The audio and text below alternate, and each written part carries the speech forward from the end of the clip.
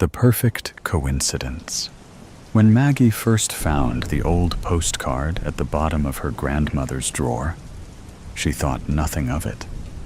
It was a typical postcard, nothing spectacular. The image on the front was of a sunny beach with the words, "Greetings from Seabrook," printed in bold letters above a view of the ocean. But the back was what made Maggie freeze. Written in smudged ink, in a neat, looping script, were just 2 lines. "I'll be there at 5 p.m. Don't forget the blue umbrella. It'll be our sign." There was no date, no name, just a message. Maggie wasn't sure why, but it sent a shiver down her spine. She turned the postcard over in her hand. Her grandmother, Clara, had passed away last year, and the postcard was among some of the things Maggie was sorting through as she went through her grandmother's things. She had never seen this postcard before. Clara had never mentioned Seabrook. There were no family vacations to the beach, no secret lovers from some faraway town. There were no blue umbrellas. But the thing that unsettled Maggie the most was how familiar the writing looked. The loops, the curls, they looked exactly like her handwriting. Maggie shook her head, trying to dismiss the thought. It was ridiculous. It was just a coincidence. She had to be imagining things. But still, the words echoed in her mind as she tucked the postcard into her pocket. Over the next few days, Maggie couldn't stop thinking about it. Why had her grandmother kept it? Why hadn't she ever mentioned Seabrook or the blue umbrella? Maggie, for reasons she didn't understand, decided to look into it. The next weekend, she packed her things and headed out to Seabrook. It wasn't far, just a few hours' drive. She didn't know why, but something told her she needed to see it for herself. Seabrook was a little town with the kind of charm that felt a little too quaint, a little too perfect to be real. As Maggie drove through the small streets, she started to feel like she was in a movie. The cobblestone paths, the little cafes with flower boxes in the windows, the sea breeze, it all felt so familiar. She found a small inn to stay in, an old white house with a wraparound porch. The lady at the front desk greeted her with a warm smile, as if she had been expecting her. "First time in Seabrook?" she asked. Maggie nodded. "Yes, just for the weekend." "You'll love it here," the lady said. "The best spot is down by the beach. If you're looking for something to do, the pier's just a short walk. It's beautiful at sunset." Maggie smiled politely, but she wasn't here for the tourist attractions. She was here for something else. That evening, as the sun began to set, Maggie walked down toward the beach. The breeze was cool on her face, and the sand felt soft beneath her feet. She had no idea where she was going, but somehow she felt like the postcard was leading her, like she was following an invisible trail her grandmother had left behind, even though Clara had never told her to come. She walked along the shore, the sound of the waves crashing in the distance. And then, out of the corner of her eye, she saw it. A small blue umbrella, positioned right by the water, almost as if it had been waiting for her. Maggie stopped in her tracks. Her heart raced as she stared at the umbrella. It was a little worn, the fabric faded, but it was unmistakably blue, exactly like the one in the postcard. She approached slowly. There was no one else around, just the umbrella, the sound of the waves, and a growing sense of anticipation. As she reached the umbrella, she saw a bench nearby, old and weathered, its paint chipped from years of saltwater exposure. But what caught her eye next was the piece of paper resting on the bench. It was folded neatly, like a letter with a small, familiar scrawl on the front. "Maggie, open me." Her hand trembled as she unfolded the paper. It wasn't a letter, though. It was another postcard, identical to the one she had found in her grandmother's drawer. The same beach, the same seabrook at the top. But this time, the words were different. "I'm here, just like I promised. Meet me where the ocean touches the sand. The blue umbrella will be your sign." "I'm waiting." Maggie's heart skipped. This can't be happening, she thought, almost breathlessly. She glanced around, but the beach was empty. No one was here. No one had been here, and yet, somehow, she felt drawn to the spot, like it was a place where time and reality blurred. "Clara?" she whispered, almost as if speaking the name aloud would make something happen. But there was no answer, no sign of anyone nearby. She sat down on the bench, the postcard in her lap. The sun was almost fully set now, painting the sky with shades of pink and orange. Then, a figure appeared at the edge of the beach. Maggie's breath caught in her throat. The figure was too far away to make out clearly, but something about the silhouette seemed so familiar. The way they moved, graceful and sure-footed, as if they had walked this very spot 1,000 times. Maggie stood, unable to keep herself seated. She took a few tentative steps toward the figure, her eyes squinting, trying to make sense of the shadow. The person grew clearer as they approached, and Maggie's pulse raced in her ears. It was her grandmother, Clara, standing before her, looking younger than Maggie had ever remembered. Her skin was free of the wrinkles it had when she'd passed.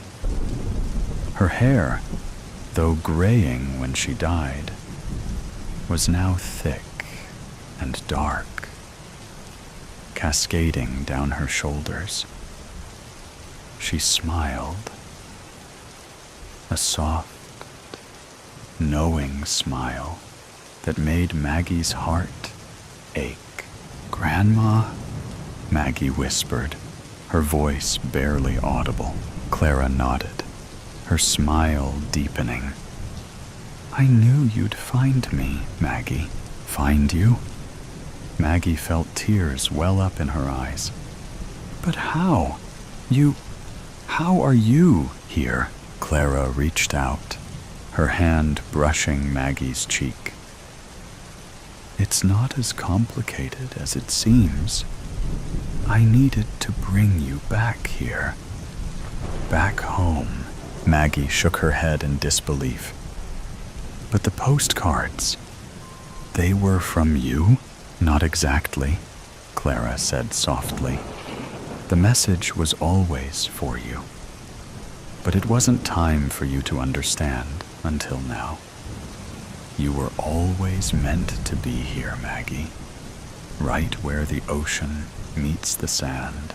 Maggie's heart pounded, her thoughts spinning. But why the blue umbrella? Why Seabrook?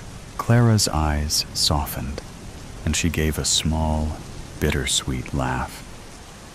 The umbrella was just a symbol, your sign. And as for Seabrook, my dear, well, all I can say is that this is your home now. The wind picked up slightly, the ocean whispering as the world around them seemed to shift again.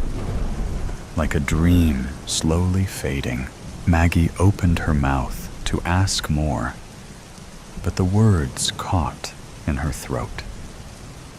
Clara's figure started to dissolve, becoming less distinct, as if the very air was pulling her back into some distant place. "Wait!" Maggie called, but her grandmother's figure was already gone, leaving nothing behind but the blue umbrella and the sound of the waves. Maggie stood there, her hands trembling, her heart racing.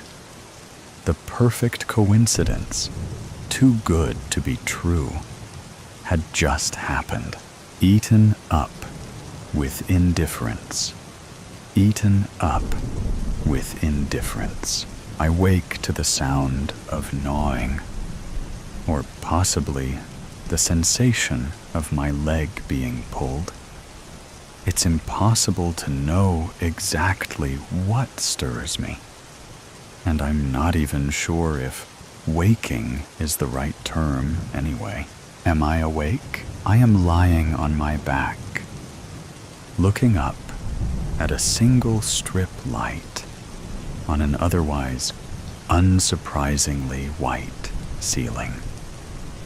There seems no possibility that I might move my eyes to see why my leg feels so odd. No more can I move any other part of my body, not even my tongue. This, a feeling that should induce panic, and yet it doesn't. Thinking about it more, there's no particular need to move my tongue, and I don't really know why I've become fixated with the challenge, but I am, and spend what I should imagine is around 1 to 2 minutes trying to poke it out. There is tapping from the corner of the room, and an occasional stifled cough, and I assume, from what I can see and hear, that I am in a small, mostly white office space, occupied by a lady who types on an old-fashioned typewriter. Hello? I imagine, unable as I am to move my lips, mouth, or my diaphragm to produce any sound. The secretary, as I'm now sure she is, carries on with her task, and I hear a faint ting, announcing the completion of a line, followed by a thoroughly satisfying ratcheting noise as she starts the next. Tap, tap, tappity tap. The pleasant sensation of being in a room with a hard-working, old-fashioned typist is marred a bit by the chewing, slobbering sound of whatever, or whoever, is gnawing my leg off. Oddly, it doesn't hurt being eaten, if that is what is happening. And I find it puzzling as to why I feel no pain. I make a monumental effort to object, but nothing at all happens. So I decide to stick with the peculiar feeling of relaxed easiness that is the sound of the diligent office assistant. "Do you want tea, Derek?" The gnawing stops, and my leg settles. "Yes, that would be lovely, Diane." Derek sounds very much as if he might still have a large portion of my lower calf in his mouth. It seems I'm being consumed by another human. A human with a very out-of-date name. I hope he will stand up, pop into my eye line, so I can get a look at the fellow and try to communicate my displeasure at what he is presumably doing to me. Nothing happens as I try to move. Nothing at all, so I stop trying and lie still. There really is no other option open to me. The typewriter noises cease, and I hear the sounds of water filling a kettle. Ah, now that rings a bell. Yes, I am here to fix a dripping tap. "Is the tap working now, Di?" Derek says, confirming my recently revived memory. "Seems fine. The plumber fixed the drip, and it turns off properly now. Apparently, I've done the job already." I do remember now. I hear water splash as she confirms her findings. But judging by the tugging sensation, Derek had lost interest and is back at his meal again. I am aggrieved at being referred to as the plumber, not because I'm not, or that I would prefer the use of my actual name, but more that I am being talked about as if I'm not present in the room. Well, Diana, that's not true. And it's actually rather rude to talk about me as if I'm not here. "Hello, I'm here," I can't say. I conclude that the secretary is so used to her boss, if he is such, eating tradesmen, that she herself sees them as little more than snacks, like those sandwiches people buy from vans mid-morning. This brings me on to two further thoughts. Firstly, I should be hungry. I've not had my morning meal, and distinctly remember thinking that I would have something in the van once the tap was fixed. Secondly, Diana hasn't offered me a cup of tea. Both remembrances lead on to their own chain of smaller thoughts concerning the parking on yellow lines of my van, and the suspicion that Diana is deliberately ignoring me. The kettle boils to the accompaniment of that lovely crockery chinking sound and spoon in cup noise that make me wholeheartedly wish I too could have a nice cup of tea. It isn't thirst, possibly not even a desire to savor the taste. It is a need to be included as someone rather than something. The something being a meal. "There you go, love." "Thanks, Di, lovely." I imagine the scene, having only their conversation to work with. Di handing a nice hot mug of tea to Derek. He, in turn, has now stopped chewing at my calf and is reaching around, taking his tea and pursing his lips for that first utterly pointless, too hot sip. Can't see it, though. Only the ceiling. Why do we try and taste the first mouthful of freshly made tea when it is quite blatantly and obviously going to be too hot? That is unanswerable and annoying that I have no opportunity to practice the futility myself. "Oh, hot," shouts Derek. I feel my leg being pushed, though without sensation, presumably to make space for the cup. I am little more than a dish being nudged aside for the beverage, and I do find that particularly unkind. Being eaten is one thing. At least I am wanted and a part of things when that is happening. Unpleasant as it so horribly is, or at least should be.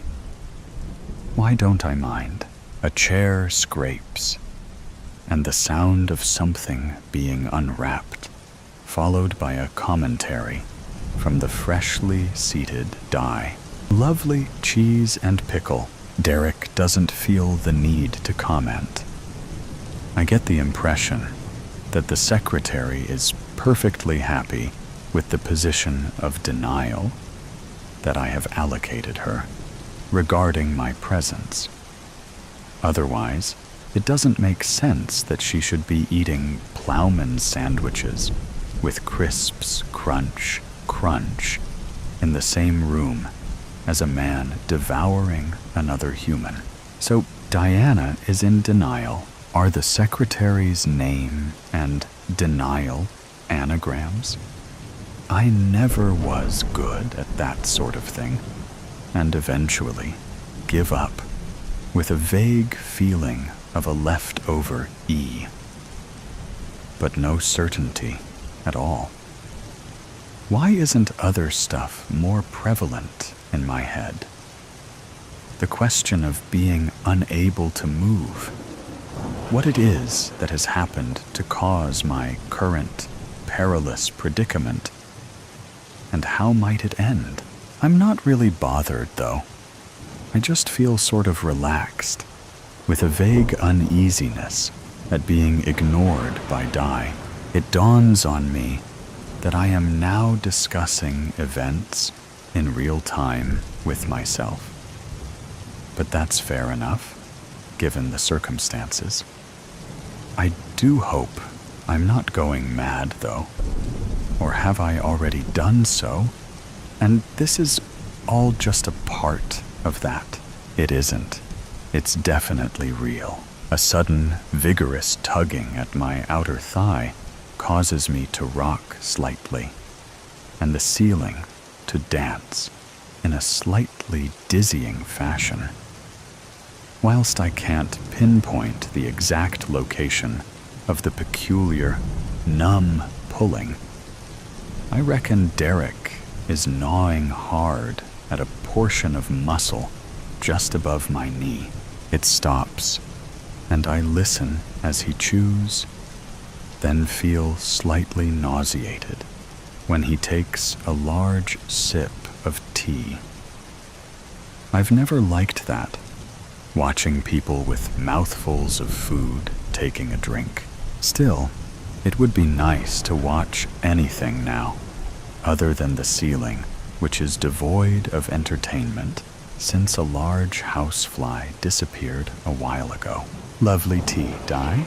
Is it Yorkshire? Yes, nothing but the best.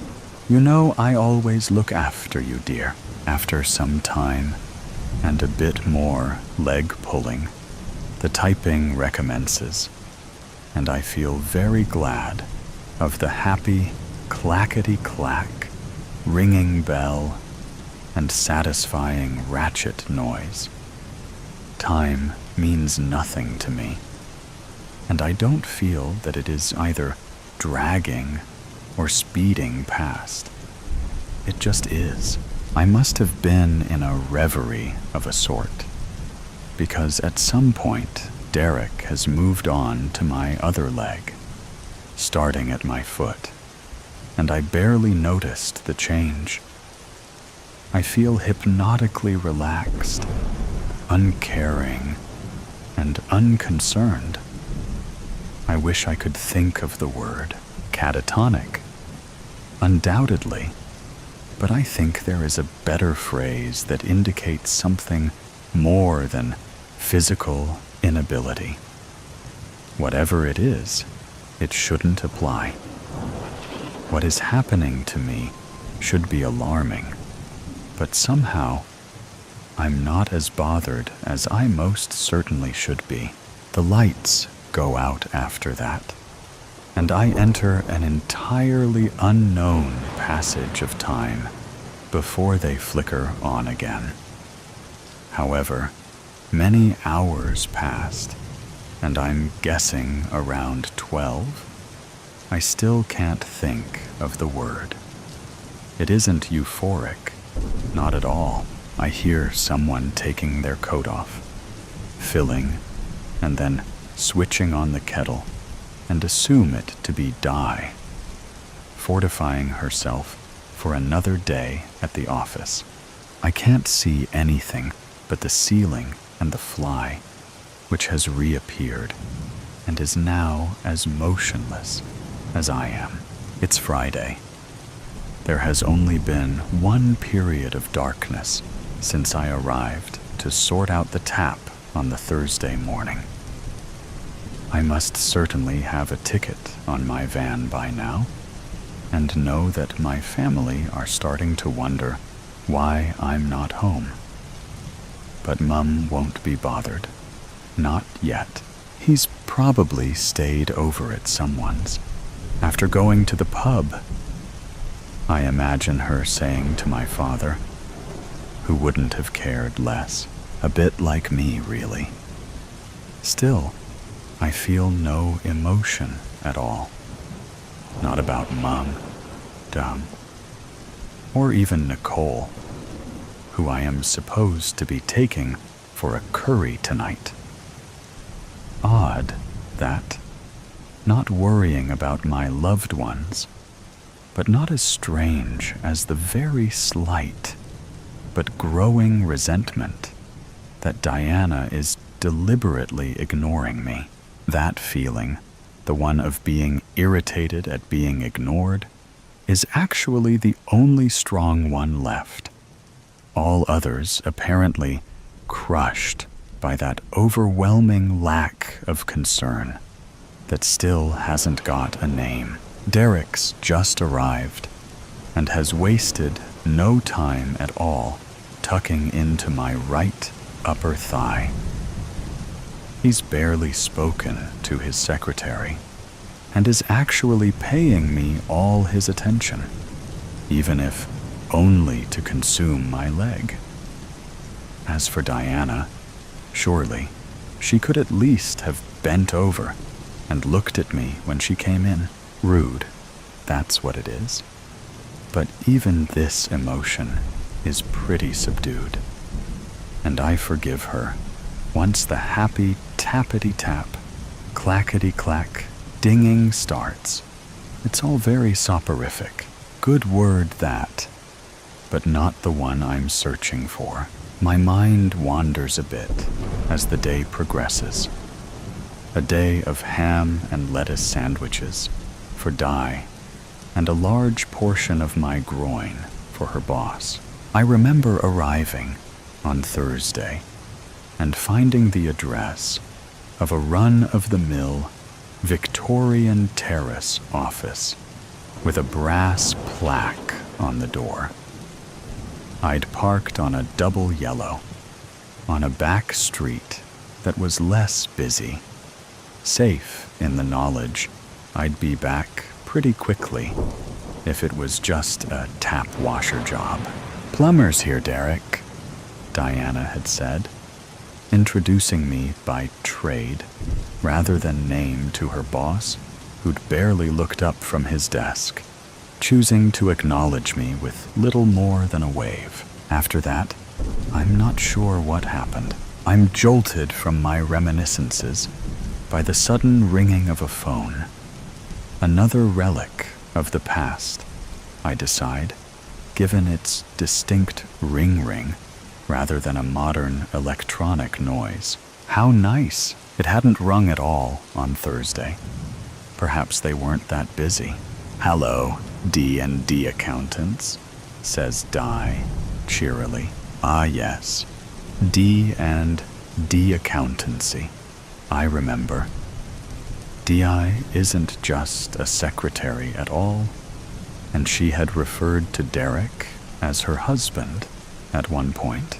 I'd forgotten that. Derek's a bit busy right now. I'm his partner. Can I help?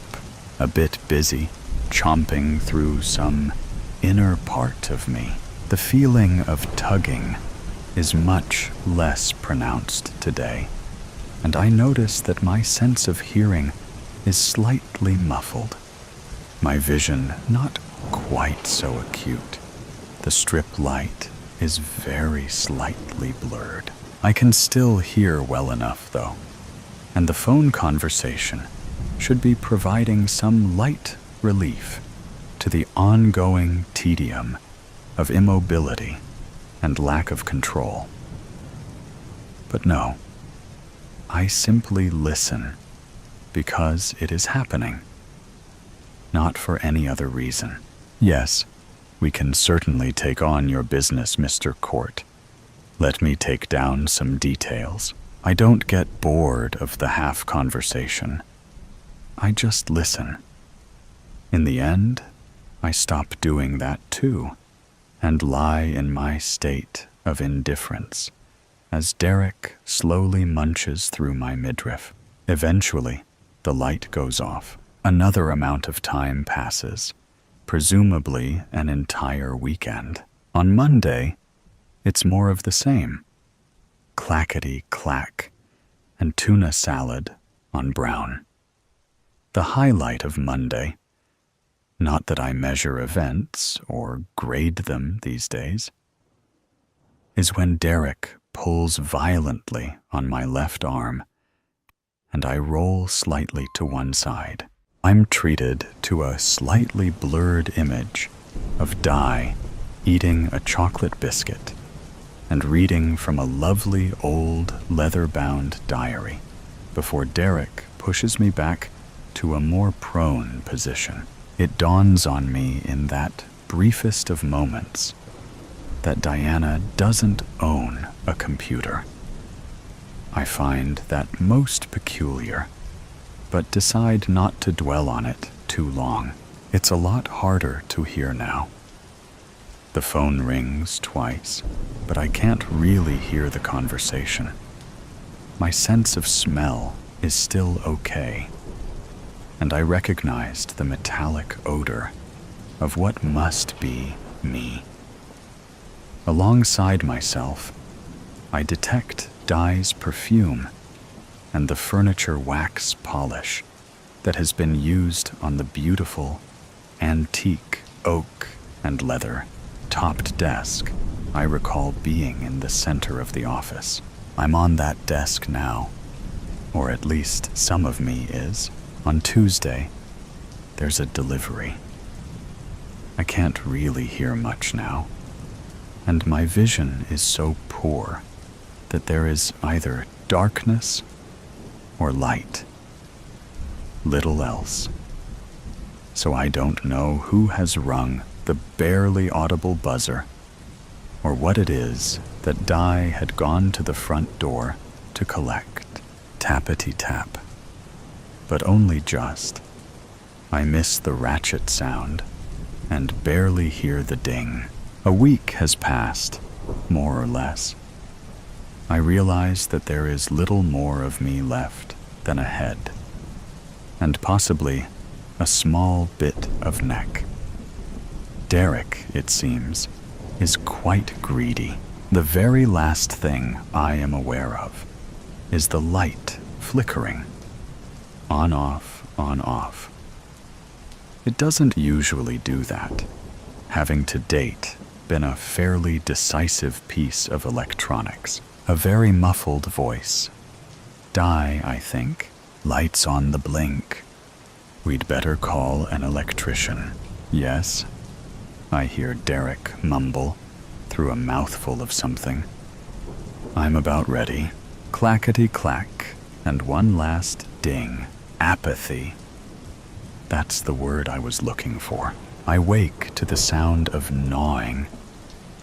Or is it the sensation of someone or something pulling at me.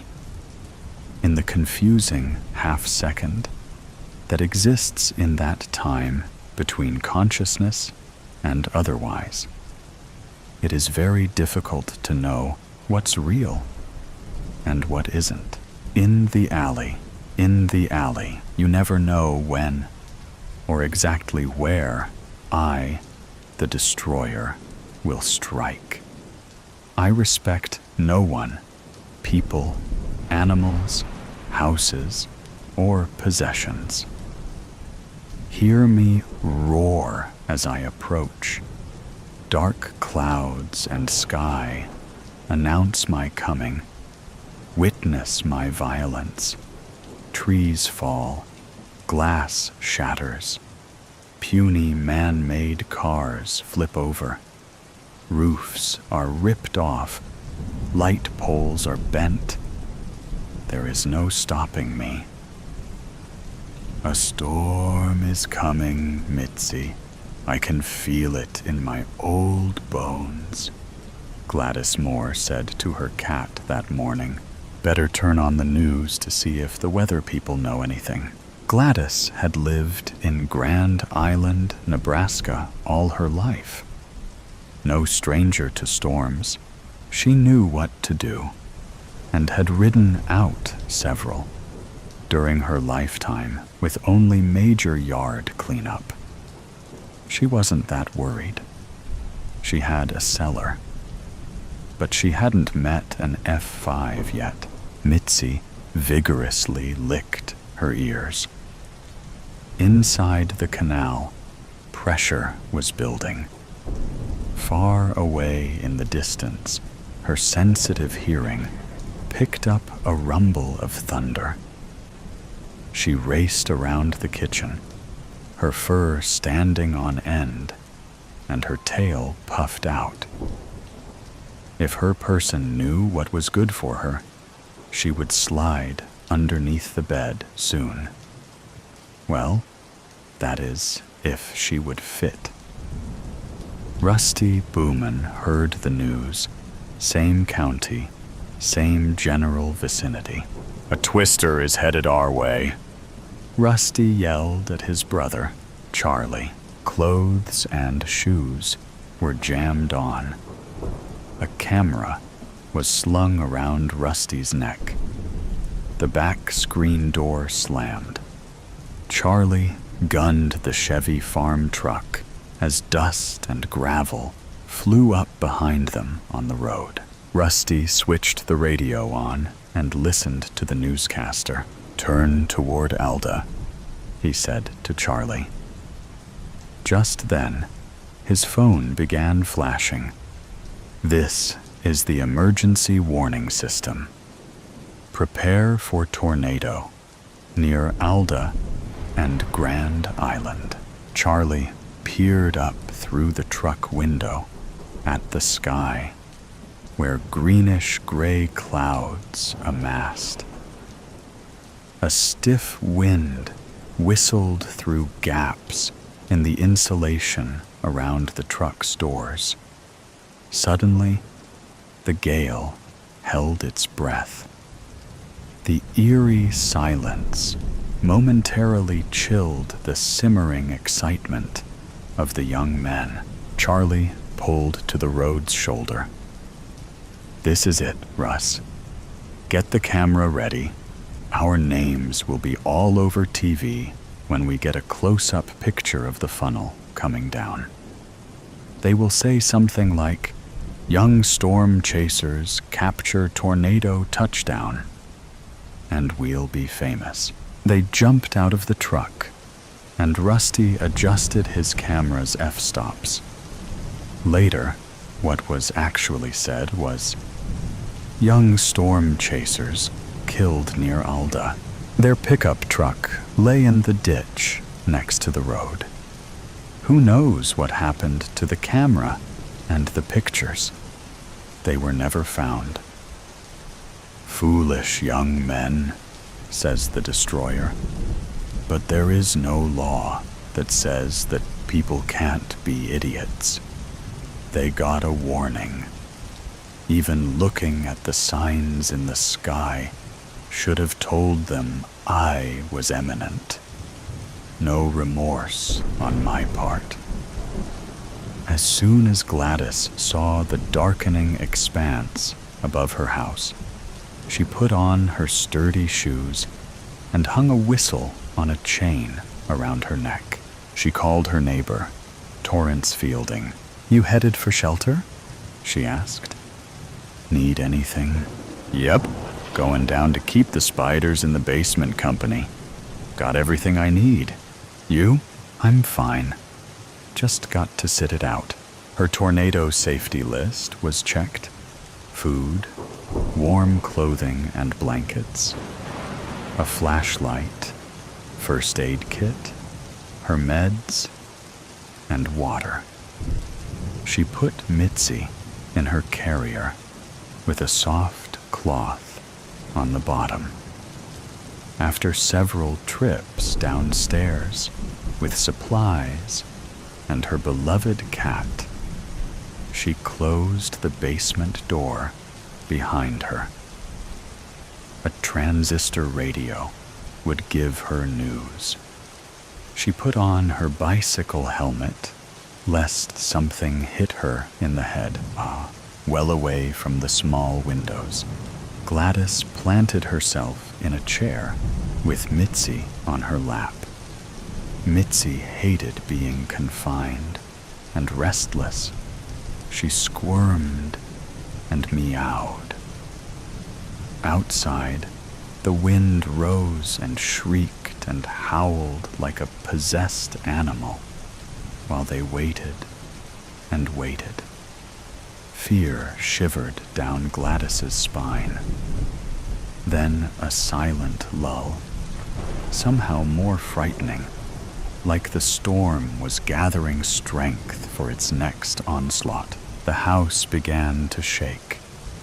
Hail rattled down outside like bullets. She covered her head and Mitzi with a blanket. Slam, bang. They could hear wood splintering, objects falling and crashing to the floor above them. Paint cans plunged from the basement shelves, and some ruptured, spattering the cement with color. A suffocating pressure bore down on Gladys's chest. Rising dust made her cough. Her heart pounded, and her breath came in gasps. Panicked, she yanked the covering off herself. Bright flashes of light could be seen through the shattered window panes as the tornado passed over them. Debris from outside whooshed in through the broken windows. Mitzi attempted to claw her way out of her prison, but Gladys held her fast. Had hours passed? Again, an ominous hush after the storm had passed over them. But Gladys sat still for minutes, squeezing the carrier against her shaking body. Mitzi let loose a yowl. "We're safe, sweetie." "We made it." Slowly, Gladys stood. Her shoes crunched over broken glass, blown clear across the floor. Avoiding the paint puddles, she grasped the handrail with one hand and climbed the stairs to the door leading back into her house. It would not open. She jiggled the handle. Nothing. She set Mitzi down on the stairs and pushed her weight against it. Wouldn't budge. No way could she crawl out those dinky basement windows. Anyway, she'd be cut to pieces. Wasn't there a hammer down here somewhere? Yep, it had fallen from its perch on the pegboard. My strength isn't what it used to be. These doors were made solid. Not such a great thing right now. She kept hammering without much result. Sweat rolled down her face. She should be glad she'd survived, but now being trapped was scary too. Mitzi wasn't helping. Her plaintive cries grated in Gladys's ears and made her more on edge. She set her weapon down and rubbed her forehead. To her surprise, her fingers came away bloody. When had she got injured? Now it hurt. But when she looked down, her eyes rested on her whistle. She blew with all her might, while Mitzi flattened her ears. Hours later, when Torrance was able to exit his own house, which had been flattened by the big oak in his yard, he hurried to Gladys and heard her now faint whistle. He shook his head in wonder. One wall with a door stood. Otherwise, her house was a pile of rubble. "I hear you, Gladys," he shouted. "I'm going to get you out." The destroyer laughed as he barreled down the countryside, wreaking devastation as he went. Even the people like Gladys, who planned ahead, aren't completely safe from me. I demolished her house. She's homeless now. But like others, she might rebuild. Spawned by a thunderstorm, I'll gather strength again soon and plunder this same area. Crazy people. There's a reason why they call it Tornado Alley. Repercussion. I remember the car crash that took my grandmother's life like it was yesterday. And when I say I remember, I mean vividly, because I was in the passenger seat. We hit an oncoming vehicle, trying to overtake on a blind bend. My grandmother seemed to register the car and sighed at the inevitable. Everything happened in slow motion. The sound of metal crushing, air whooshing past where it shouldn't. The man who was trying to overtake hit the driver's side of my car and ended up hitting a tree and burning to death after impact. It felt like we were spinning for ages. I had looked over at my grandmother, hunched over, a look of pure terror mirroring my own. Then everything went black. When I woke up, I was told the woman in the third car avoided the crash completely and pulled up onto the grassy bank on the other side of the road from where the car was burning to call the police. My mother was a wreck for weeks after, ranting at me from the minute I opened my eyes in the hospital bed. How could you let her drive, Anne? It was your car, your responsibility. The doctor, with his blue scrubs and shaved head, said it was a miracle. I only had a fractured wrist and concussion, considering my grandmother had split her head open, lost her arm with the car door, and had a heart attack as she bled out. I knew my mother's rage was mostly because I was unconscious for the last few moments of her mother's life, where she died alone and in pain.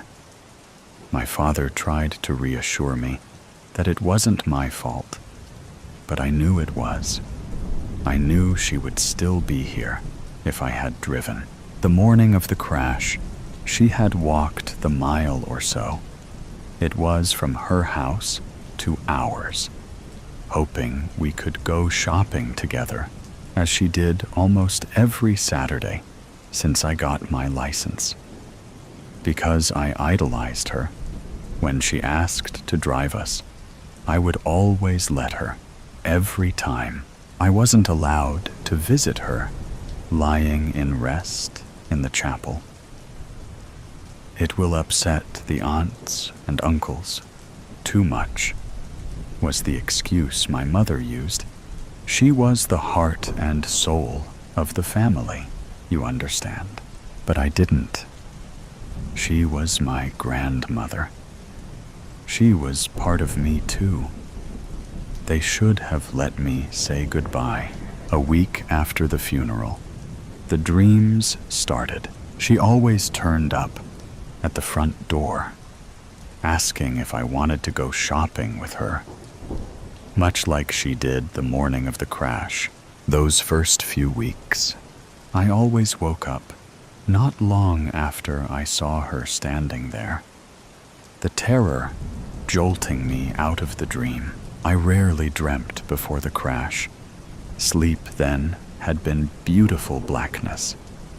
I prayed for a dreamless sleep to return, growing weary of the overactive repetition of my sleeping mind. As time went on and winter came around, the dreams uncontrollably got longer. I would agree to drive her, and as I walked out the front door in my dream, she would start having a heart attack, falling to the ground in a pile of blood that rose from the grassy lawn. When I told my father about this, fearful of letting my mother know, he put it down to the medication I was on. He took me back to the doctors, who prescribed me something else to try.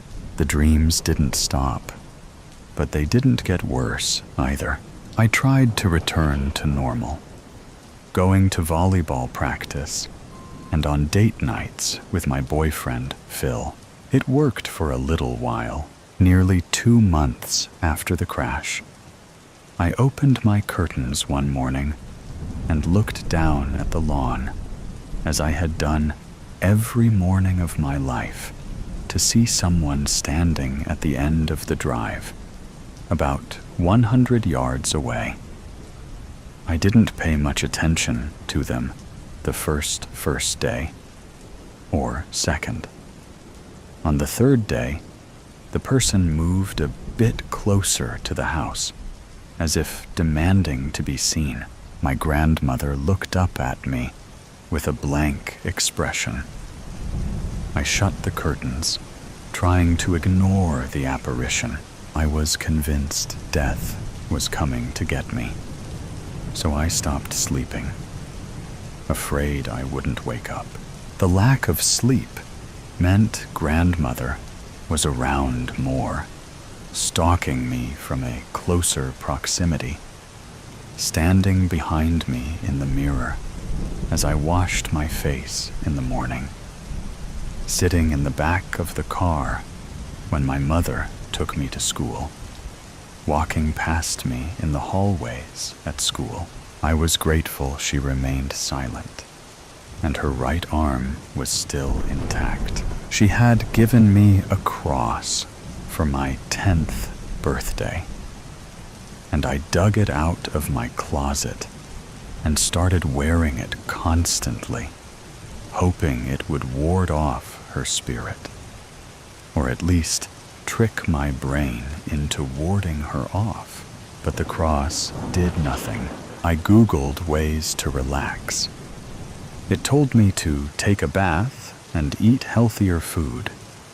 I was barely eating, so I took a bath. Everything was okay until the bath water turned bright red like fresh blood, and I passed out from a mixture of fear and lack of food. My mother found me hours later, prune-like and shivering in the water. "Can't you see it?" I said through chattering teeth. She looked over my body as if checking for injury. "See what? What did you do?" I spoke slowly, my voice raspy. The bath is filled with blood. My mother flinched, as though I had slapped her, then pulled the plug out and let the bath drain. Then she wrapped me in 3 towels and bundled me downstairs to sit in front of the fire, where I watched my grandmother's face dance behind the flames. One Saturday, at the height of my newfound insanity, as Phil was cooking us dinner in his family home, he called me by her name, Hazel. I got a head rush from the shock, and I closed my eyes for a few seconds while I waited for it to pass. When I opened my eyes again, my grandmother appeared in front of me, where I stood by the stove, smiling at me for the first time since she had appeared posthumously. I started screaming. Weeks of no sleep, being haunted by your dead grandmother, will eventually make you lose your mind. Phil couldn't calm me down and ended up calling my parents to come and get me. No one else could see her standing there smiling, her mouth twisted more to the right than I remembered. Her eyes followed me wherever I went in the room, but she remained in place. Maybe we need to take her to see a specialist, I heard my mother say to my father as I sobbed in the back seat of the car. She already has a doctor. There's something not right about her. Not anymore. She needs to see a psychiatrist or something. But the specialist, who prescribed me even more pills, told me repeatedly that at 17, I wasn't seeing my dead grandmother. You just have clinical exhaustion. You'll be fine. That night, I took the new pills I had been given to put me to sleep, only to be woken up by the feeling of hands around my neck, crushing my windpipe. I opened my eyes to see my grandmother standing over me as I lay in bed, unable to move. What a shame, my grandmother hissed, her voice deep and not at all the sweet sing-song voice she had in life. I needed her to stop haunting me. Tears streamed down my cheeks as I fought to get the words out. I would do anything to trade places with you. Anything. Her mouth pulled up slowly on the right side. Anything. I was gasping in the dark. No, not gasping. Choking. Choking on something in my throat. A snake crawled into my mouth and was snaking its way to my stomach. I could feel my lips around its slimy body. She's awake, I heard my mother say. Couldn't she see I was being suffocated? I peeled back my dry eyelids as the snake started to move, feeling a lot like this was the end. Especially when I was met with blinding light, blinking until the room came into focus. To first see the doctor with his shaved head, who was pulling a tube out of my mouth. Then I noticed my mother to the right of me, standing up next to the bed. Father sat beside her. Furthest away from me was my grandmother, standing in the doorway, her lips taut in a wry smile. I was going to be sick. It's okay, Anne. It's okay. My mother began, stroking my hair as soon as the doctor was finished. You were in an accident, but you're okay. This wasn't happening.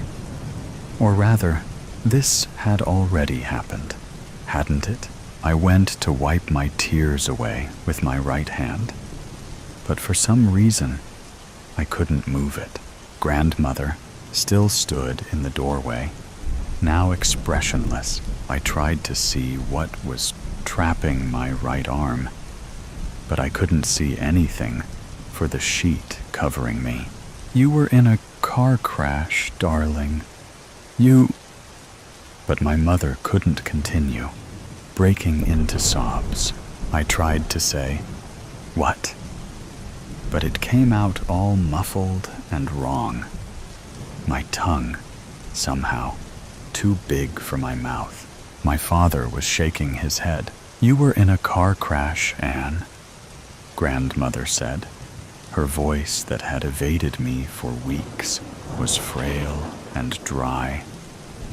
"The impact tore your right arm off." No, this wasn't happening. I was shaking my head frantically. The doctor was concerned with my heart rate and hyperventilation, injecting me with something that made the world go fuzzy. Grandmother moved closer to me in my haze, still not smiling. She seemed to be talking to my parents about something, but I couldn't hear them. The drugs were too powerful. Reality eventually slipped away, and I fell into a dreamless sleep for once. When I woke up, I opened my eyes to my dimly lit bedroom at home, looking exactly as it had on the morning of the crash. My heart was pounding in my chest. I kept telling myself it was a dream. It was all just a dream. The crash, the hospital, everything. But I was too scared to move, for fear I discovered my right arm was missing. The drought. Summer died 50 years ago, and autumn never came. The sky was a hard shell of endless blue, unbroken by clouds, as if God had dipped his paintbrush in cobalt and forgotten to rinse it out.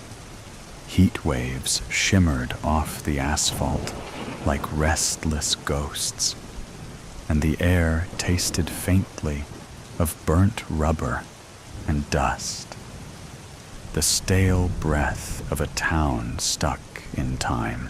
Cedar Ridge had always been small, a thumbprint on the back roads of nowhere.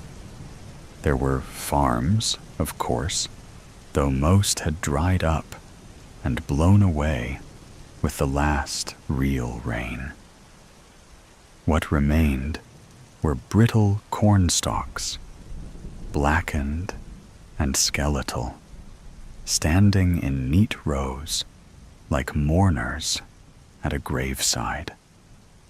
The few farmers left mumbled about drought-resistant crops, but spoke of miracles with the same dry hopelessness they reserved for paying taxes. Rust scabs bloomed on the water towers, and the gas station on Main Street had stopped carrying windshield wiper fluid years ago. No need for it when the sky never wept. They still sold beer, though, and on days when the heat pressed down like a fist, the townsfolk gathered in the shade of the Sinclair station's green dinosaur sign, cold cans sweating in their hands. It was there, leaning against the faded scales of that prehistoric beast, that Tom Weaver saw the stranger for the first time. The man came walking up the road from the south, where the horizon quivered like molten glass. He wore black, a suit crisp as a knife edge, and carried a battered leather suitcase in one hand. A wide-brimmed hat shaded his face, but there was something unsettling about him, even from a distance. He didn't stumble or waver in the heat the way normal men did. His stride was steady, purposeful, as if he carried winter in his pocket. "Ain't seen a salesman in years," muttered Earl Granger, wiping sweat from his forehead with a grease-streaked rag.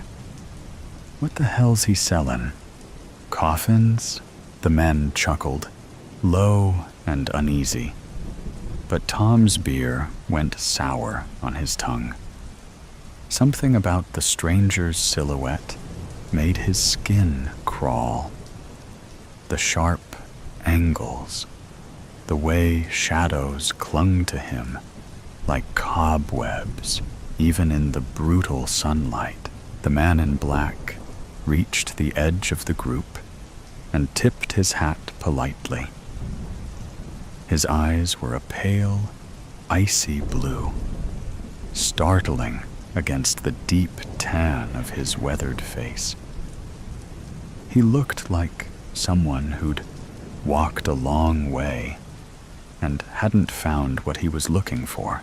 "Gentlemen," he said, his voice smooth as polished stone. "Mighty warm today, isn't it?" Earl snorted. "Been warm every damn day since Truman was president. What's it to you?" The stranger's smile didn't reach his eyes. "Oh, I'm just passing through. Thought maybe you fine folks could help me with a little business matter." Tom narrowed his eyes. "What kind of business?" The man set his suitcase down with a soft thud. The latches gleamed like silver teeth as he flicked them open. Inside, nestled against dark velvet, were rows of gleaming vials filled with liquid that shimmered like captured moonlight. "I sell weather," the man said simply.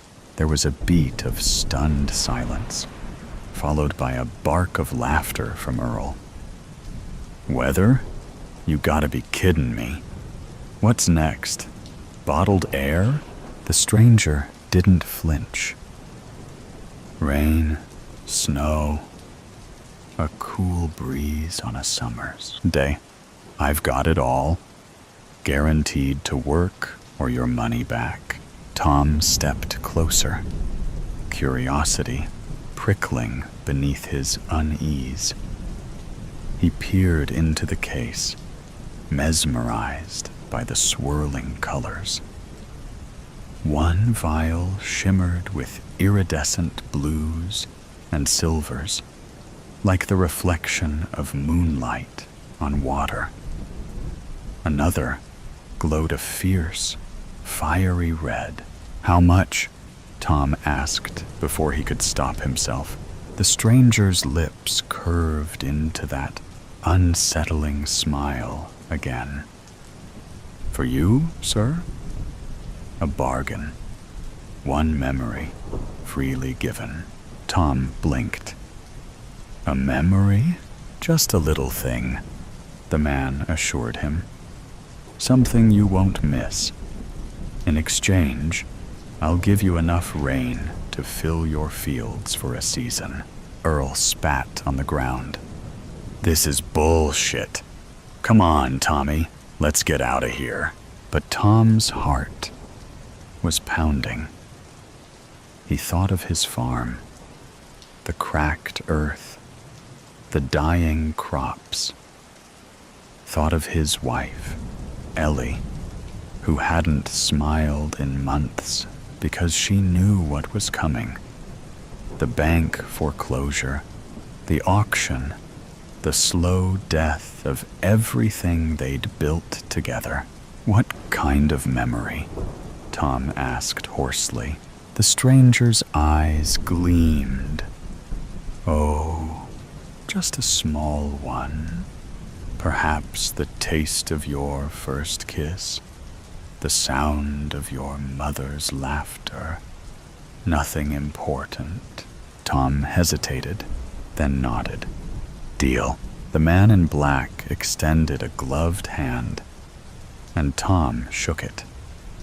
The air shimmered between them, and for a moment, Tom felt a strange, dizzying tug deep in his chest, like something had been gently plucked from inside him. When it was over, the stranger handed him a vial filled with shimmering blue liquid. Pour this over your fields tonight, he instructed. And remember, the bargain is sealed. Tom barely heard him. His mind was already racing with visions of green fields and heavy rain. That night, under a sky still stubbornly cloudless, Tom stood at the edge of his withered fields. The brittle corn stalks rattled faintly in the dry breeze, a chorus of death. His hands trembled as he uncorked the vial, the shimmering blue liquid catching what little starlight there was. The scent hit him first, clean, sharp, like distant lightning and wet pavement after a storm. It was a smell he hadn't known in years. Taking a deep breath, Tom tilted the vial and let the liquid trickle out. It splattered onto the cracked, dust-hardened earth with a faint hiss, vanishing almost instantly into the thirsty ground. He watched, breath tight in his chest, waiting for something, anything, to happen. At first, there was only smoke, thick and suffocating. Then the earth shuddered beneath his feet, subtle as a heartbeat, but growing stronger. The low, primal growl of thunder rolled across the sky, distant yet powerful, like some ancient beast awakening from a long slumber. The wind shifted, cool and damp, carrying with it the promise of deliverance.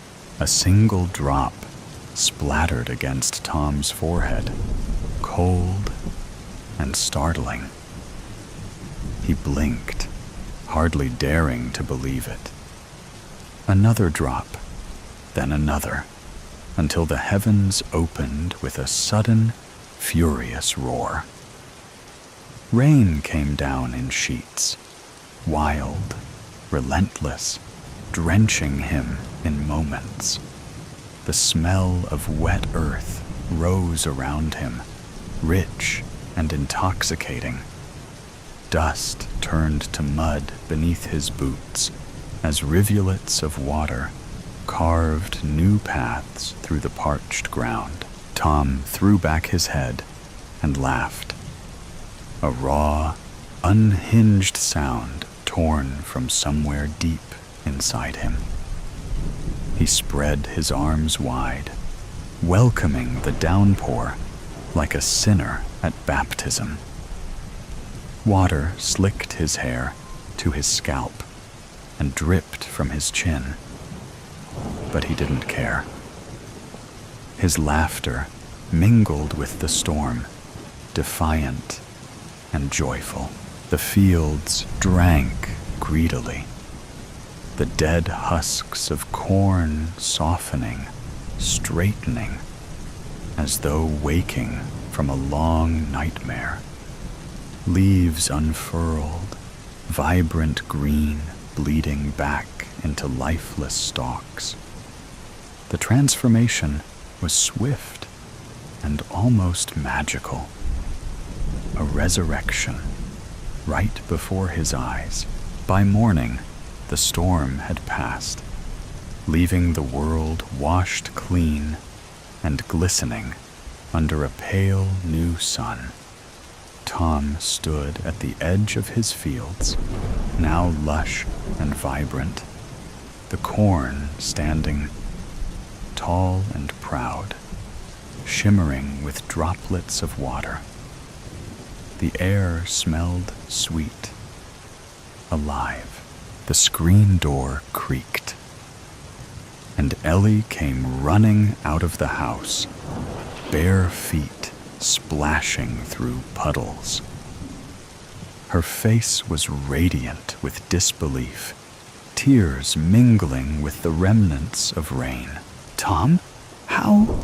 she gasped, her voice breaking with wonder. He didn't answer. Words seemed pointless.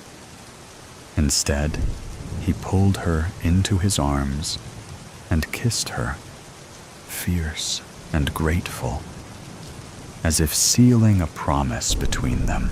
For the first time in years, Cedar Ridge felt alive, and hope, long buried beneath drought and despair, bloomed anew. The stranger returned a week later. Tom saw him standing by the gas station, his black suit immaculate despite the mud that clung to everyone else's boots. He knew, deep down, that this was no coincidence. "What do you want?" Tom demanded, his voice rough. The man's smile was razor sharp. "Just checking in. How's the farm?" "It's fine. Better than fine." "Glad to hear it." The stranger's eyes glittered. "But you see, Mr. Weaver, memories are tricky things. Sometimes they're connected in ways we don't expect." Tom frowned. "What are you talking about?" The man tilted his head. "Tell me, Tom, do you remember your wife's name?" Tom opened his mouth, then froze. A cold dread crept up his spine. He could see her face clearly, her bright eyes, the curve of her smile, but her name was gone, slipped through his fingers like water. "No," Tom whispered, horror dawning. "No, that's not possible."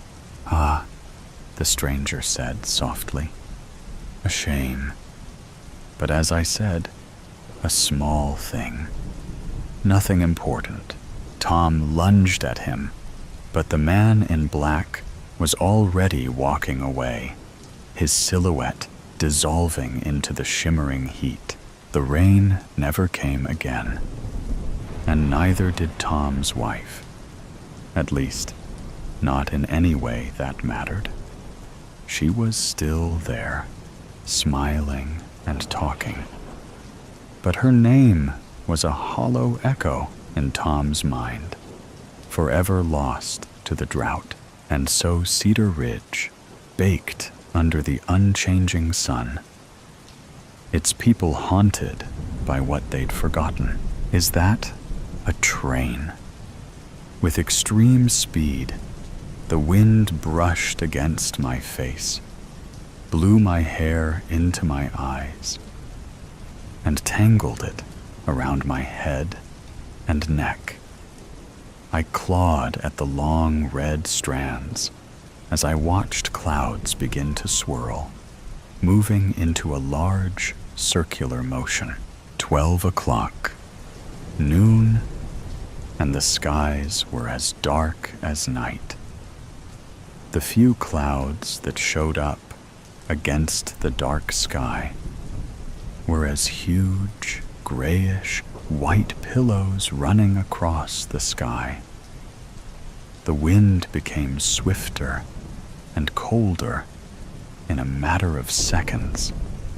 I ran towards the house for shelter as fast as my legs could carry me. Then the rain came, large, hard drops that pelted my unprotected head with a fierceness I had never experienced. I slammed through the door, ran about the house, closing all the windows that were opened to beat the heat and humidity. The wind whistled through the walls of the old clapboard homestead with a vengeance. Down the 6 steep steps to the basement, I ran, spotted the old handheld radio, and quickly grabbed it. Rolling through the channels, there was nothing but static. I tore the back off to check for batteries. Empty. Stumbling across the bold orange, black, and yellow, striped outdoor carpet, I headed back up the stairs toward the kitchen. My anxious pull on the utility storage drawer was more aggressive than intended. It flew across the room, slammed against the opposite wall as its contents soared around the room. I located the batteries and began to move in that direction. Then, out went the lights. I had lived in that house my entire life, 35 years. But it was still difficult to find my way across the room on my hands and knees in the dark. Finally, I made it across the room. In the process, I rammed my head into the cabinet door. The batteries lay within reach. After slamming the batteries into the old radio, I ran back to the basement to find a flood. Water rising, now licked at the 2nd step from the bottom. Suddenly, the rain stopped, and the wind stopped blowing. It was too quiet. I looked out the back door window. The sky, still black as night, made it hard to see what was going on in the sky above. I looked all around. Nothing but blackness. There was a deafening sound. I looked around to find the source, but it was too dark to see anything from my viewpoint. The leaves on the trees rustled, then fell to the ground. The noise was so intense, I thought I was hearing things. A low whistle, accompanied by a chuka, chuka, chuka, mixed with a loud scream that grew into something painful. I covered my ears with my hands, unsure if the scream came from me or elsewhere. I ran from the house and across the street to my neighbor's yard and the safety of their basement home. As a child, both of my parents worked nights. They had instructed me, as well as my 3 siblings. If there is ever a chance of a tornado, run across the street to the Williams house. Their entire home is a basement and the safest place to be in a bad storm. We lived in the Midwest, where I still resided, and people had called our area Tornado Alley because the tornadoes almost always came right through our neighborhood. This caused destruction, with much expense for replacing things like roofs, sheds, cars, and trucks, and sometimes even livestock. As an adult, I still take my parents' instructions to heart and run to my neighbor's house when necessary. Alice opened the door and dragged me in. That's when I saw the source of the eerie sound. "Is that a train?" I asked Alice, my neighbor, even as the question sounded ludicrous to my ears. A train in the sky? That was impossible, wasn't it? No, Opal dear. That's a funnel cloud, Alice answered. A what? I looked out the window after she shut the door behind me. A tornado. She dragged me away from the door. Come, we must hurry. She rushed us into the middle of the house, sat me on the floor next to a sofa placed against the wall, and covered us with a heavy blanket. The train was now overhead. I remember being in many tornadoes as a kid, but I don't remember hearing anything like the noise I heard then. I was more afraid during that storm than I had ever been before. After the train sounds left and the rain started coming down again, Alice went into the kitchen to make us some sweet hot cocoa with marshmallows. Alice was the daughter of the people that I had run too many years ago, and the cocoa recipe was one of her mom's. I would never have told my own mother this, but it was the best I had ever had. When we heard the all-clear sirens, we opened the door and looked out at the sun-shining afternoon. Alice's yard had no large trees for branches to break off of, or leaves to clutter her lawn. But the family always had a huge garden with potatoes, carrots, lettuce, tomatoes, and many other things like stalks of corn and assorted colors of peppers.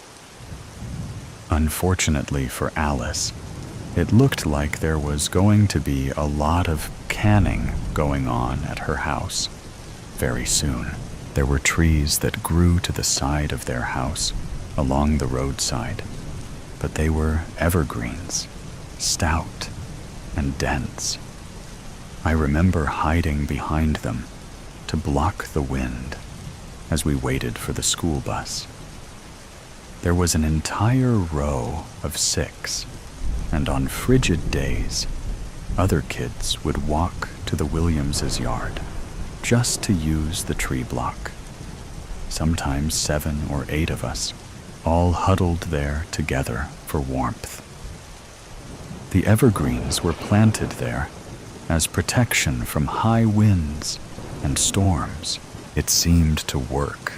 At least it worked that day. I looked across the road toward my house and noticed the roof would need some shingles replaced, something I had learned to do at an early age, since we lost them so many times. Most insurance companies want to charge a premium for living in that area now, due to recurring claims, but it's worth it most of the time. If it's only a few shingles, I normally wouldn't have bothered with the claims. I would just do the job and have done with it. That practice also kept my policy premiums down. When I got home, I toured the house looking for damage, which was aplenty. 2 broken windows. Our shed had blown over the fence into my next-door neighbor's yard, crumbled against one of their trees into a large metal ball. Other than the flooded basement, the rest of the house looked in surprisingly decent shape. The water in the basement would recede in time, and with the application of a little mold repellent, the standing water cleanup should be fairly easy. I now know what a tornado sounds like. I guess I've been lucky over the years. That was the only time I was that close to a tornado. I used to hear stories from folks in the area talking about seeing and hearing a tornado, each tale was just a little different. Some said it was like an airplane coming in for a landing. Others said it was like a car crash with metal tearing and brakes squealing. I only ever heard one person say it sounded like a freight train. Wheels rolling over tracks, brakes squealing, and cars swaying from side to side as they took the curves. I can attest. That is the sound I believe a tornado to be like. A train, high hopes in the rain. Sitting in a chair in the living room, Dave wonders, I know that I have to do something drastic, or nothing will change in our relationship. But what can that be? I was foolish and selfish. I am aware of that now. How do I undo it? He walks to the window and looks out, as if the act would give him an answer. As he scans the surroundings, he sees that it is raining. It is what his grandfather would have called a doozy of a storm. Then he gets an idea. He decides to follow it through, though it might just be foolish to the max. But he feels that it has to be tried.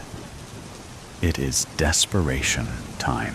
He goes into the bedroom and puts on what is well known to friends and family to be his favorite sweater, blue with a big maple leaf on the front.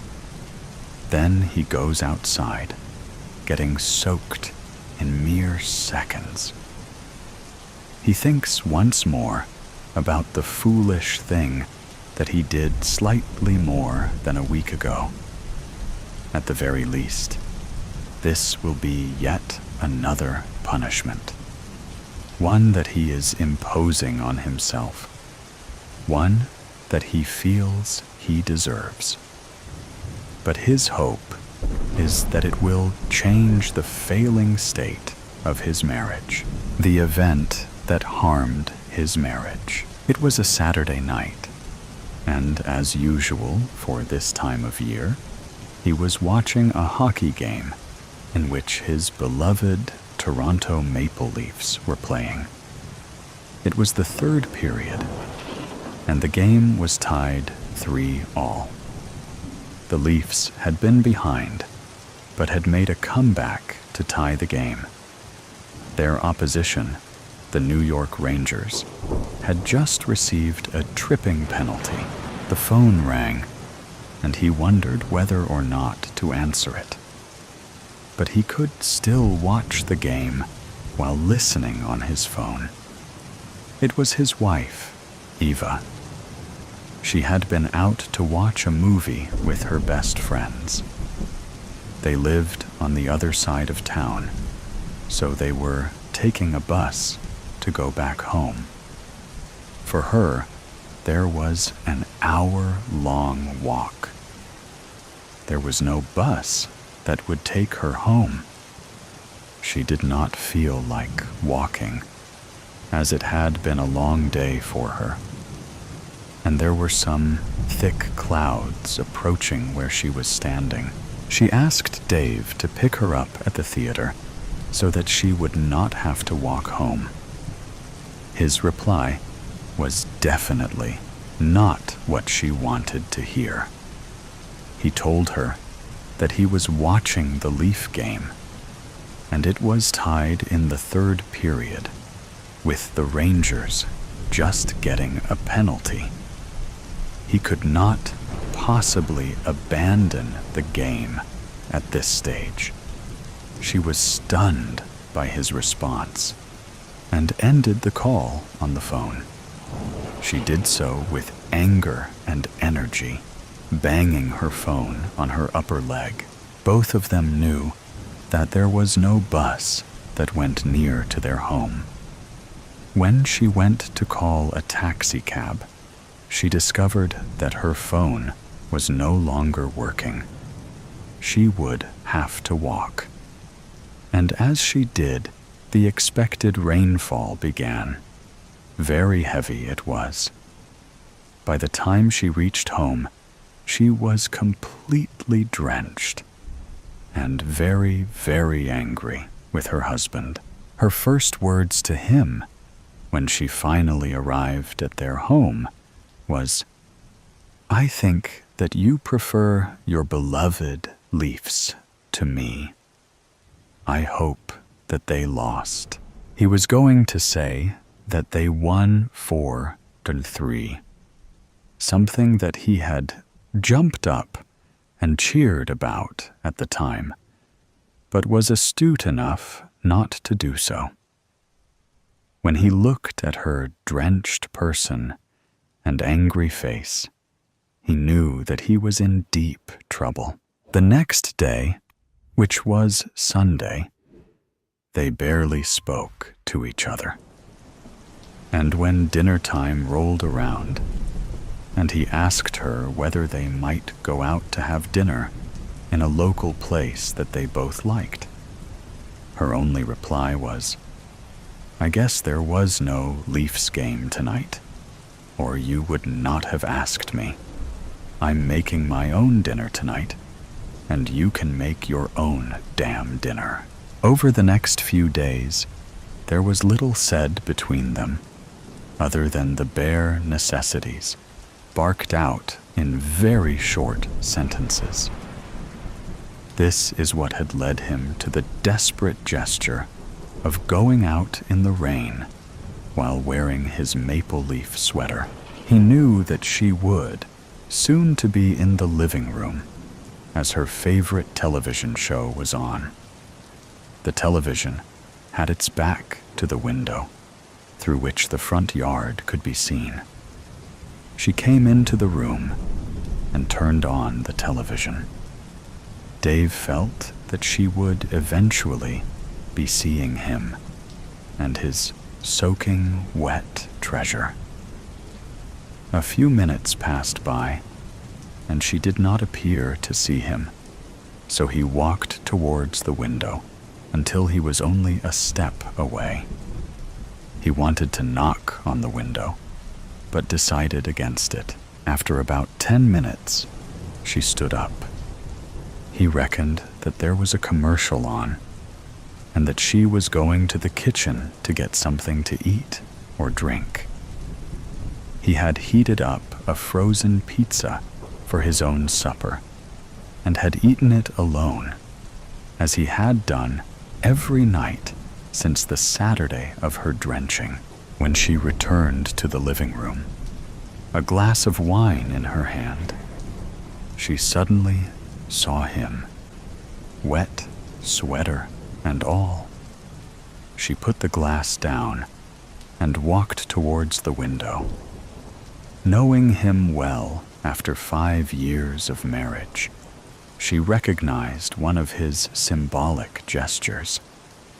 The fact that he had worn his leaf sweater while out in the rain had meaning that she clearly understood. She went quickly to the front door, opened it, and in a friendlier manner than she had used in speaking to him in days, she shouted out to him, "Come in right now, you moron," an affectionate term shared between them. When he came inside, she said to him, "I would hug you, you moron, but I don't want to get wet. Take the sweater off so I can put it in the dryer, and put something dry on." He stripped off the soaking garment and handed it to her. She grabbed it and took it downstairs to the dryer. He stood there, half naked, with a big smile on his face. When she returned to the living room, she returned his smile with a smile of her own. He then said, I was selfish on Saturday. I am so sorry about that. You are way more important to me than a hockey team could ever be. You are in first place. They are a distant second. This was followed by a mutually engaging hug, the edge of a moment. With squealing tires, the bus slowly came to a stop, its doors groaning open. Abby's first step after the long journey felt weak. Her shoes crunched in the snow as she looked around and slung her bag over her shoulder, her breath curling in the crisp December air. The familiar sight of her childhood town, a quiet corner of North Carolina, had hardly changed in the years she'd been away. Christmas lights flickered in the windows of the small brick houses, and a gentle dusting of snow clung to the evergreens lining the main street. Home, she thought, although it hadn't been a home to her for years, and it certainly lost that feeling long ago. She was simply here to spend the holidays with her mother, celebrate her birthday, and finally take a deep breath after years of grueling studies. But as she adjusted the strap of her duffel bag, she collided with someone. Hard. The road was slick with fresh snow, and Abby's boots failed to find purchase. She slipped, her arms flailing as gravity yanked her down. She hit the ground with a thud, snow seeping into her coat. Ow, she muttered, wincing. Before she could move, a pair of strong hands reached out to help her up. You okay? The voice was warm, concerned. Abby looked up. Irritation flickered through her until her brain caught up to what just happened. She froze. The man before her was impossibly familiar. His sharp blue eyes, the dimple in his cheek as he frowned. It was as if she were staring at one of the few old photographs she kept of her father, Luke, a man she never knew. Her father who left her and her mom so soon after Abby was born. It couldn't be. This man looked no older than 30. Her father, if he were alive, would be nearing 60. Are you okay? The man asked again, still with a firm grip on her shoulders, as if she might collapse again if he let go. Abby struggled to find words. I think so. Let me get you a coffee. That'll help. Unable to object, and with her thoughts spinning, she found herself following him into a small coffee shop she didn't recognize. Was this new? Had she just never noticed it before? The place had an old-fashioned charm, with a jukebox humming softly in the corner, and a menu written in looping cursive script. Hi, Luke. What can I get you today? The girl behind the counter smiled warmly. He ordered 2 cups of steaming black coffee, while Abby sat down at a small table by the big window. She looked outside at the snow-dusted street, the glowing Christmas decorations, the town she knew so well. Yet something felt different, familiar. but not quite right. I'm Luke, by the way. The man introduced himself as he set the cups down. Yes, she heard that. But she wasn't processing it. Abby's stomach twisted. I'm Abby. That's a pretty name. Are you from here, Abby? Or just visiting? The small talk momentarily distracted her from the gnawing sense of unease. A little bit of both, I guess. I was born here, but moved away when I went to college. He nodded, sipping his coffee. Abby studied his face. The only pictures she had of her dad were old and grainy. Not much to go on. But this man felt so eerily familiar. Maybe a long-lost brother? A cousin? Someone with an uncanny resemblance to her father? Maybe this was the reason her dad disappeared so suddenly after she was born.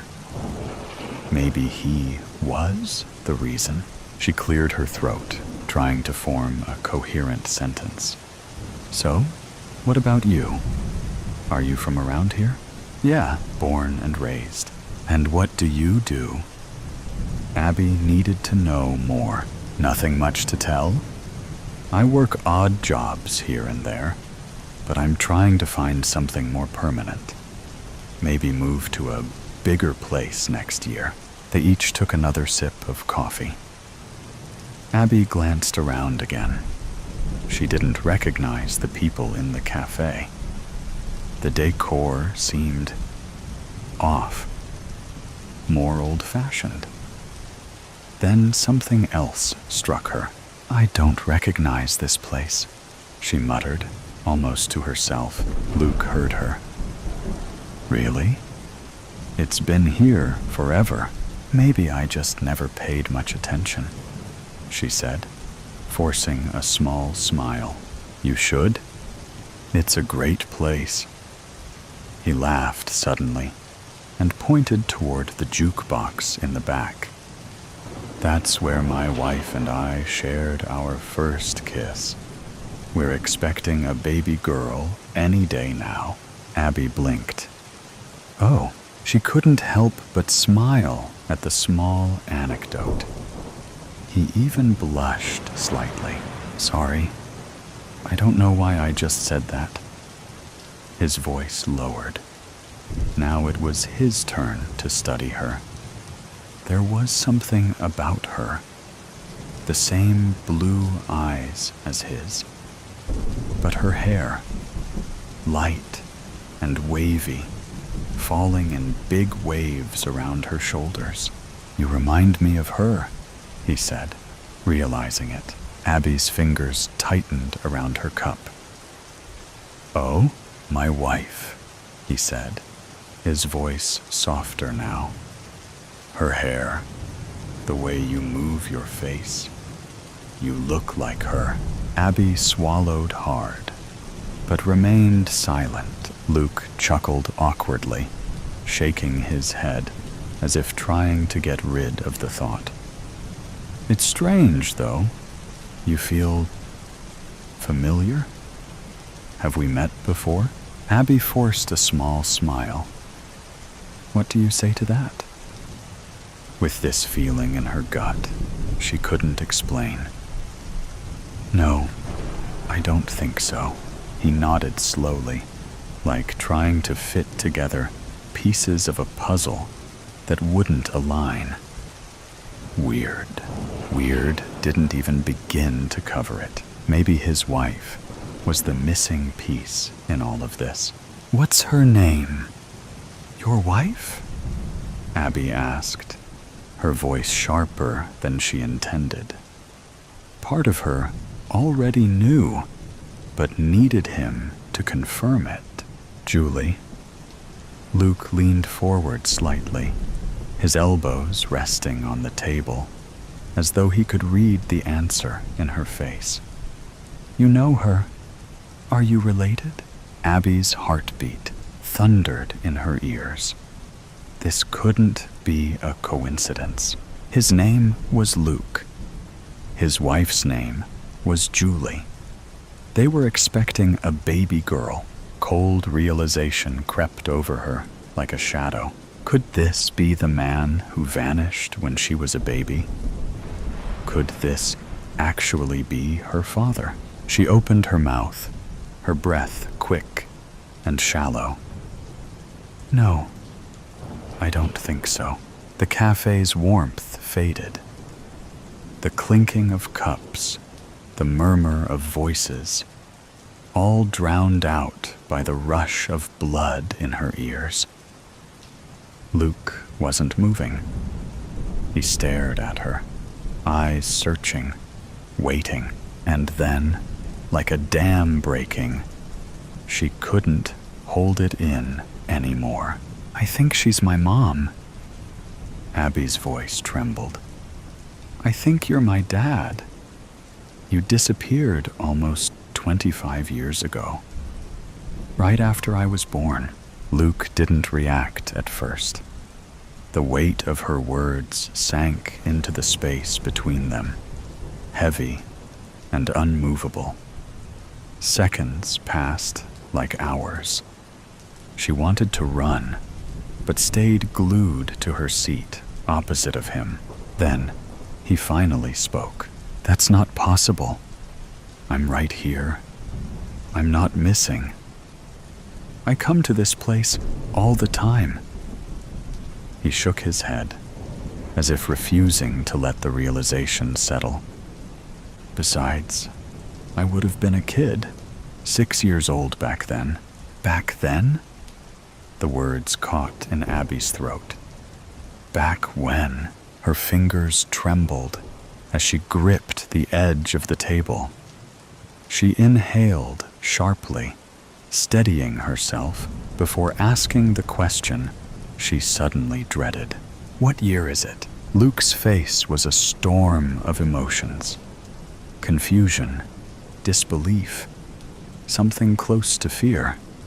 1999. Abby's breath left her in a silent gasp. The world around her warped, twisted.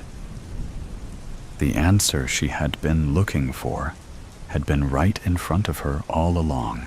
She had stepped back in time. Stormy night.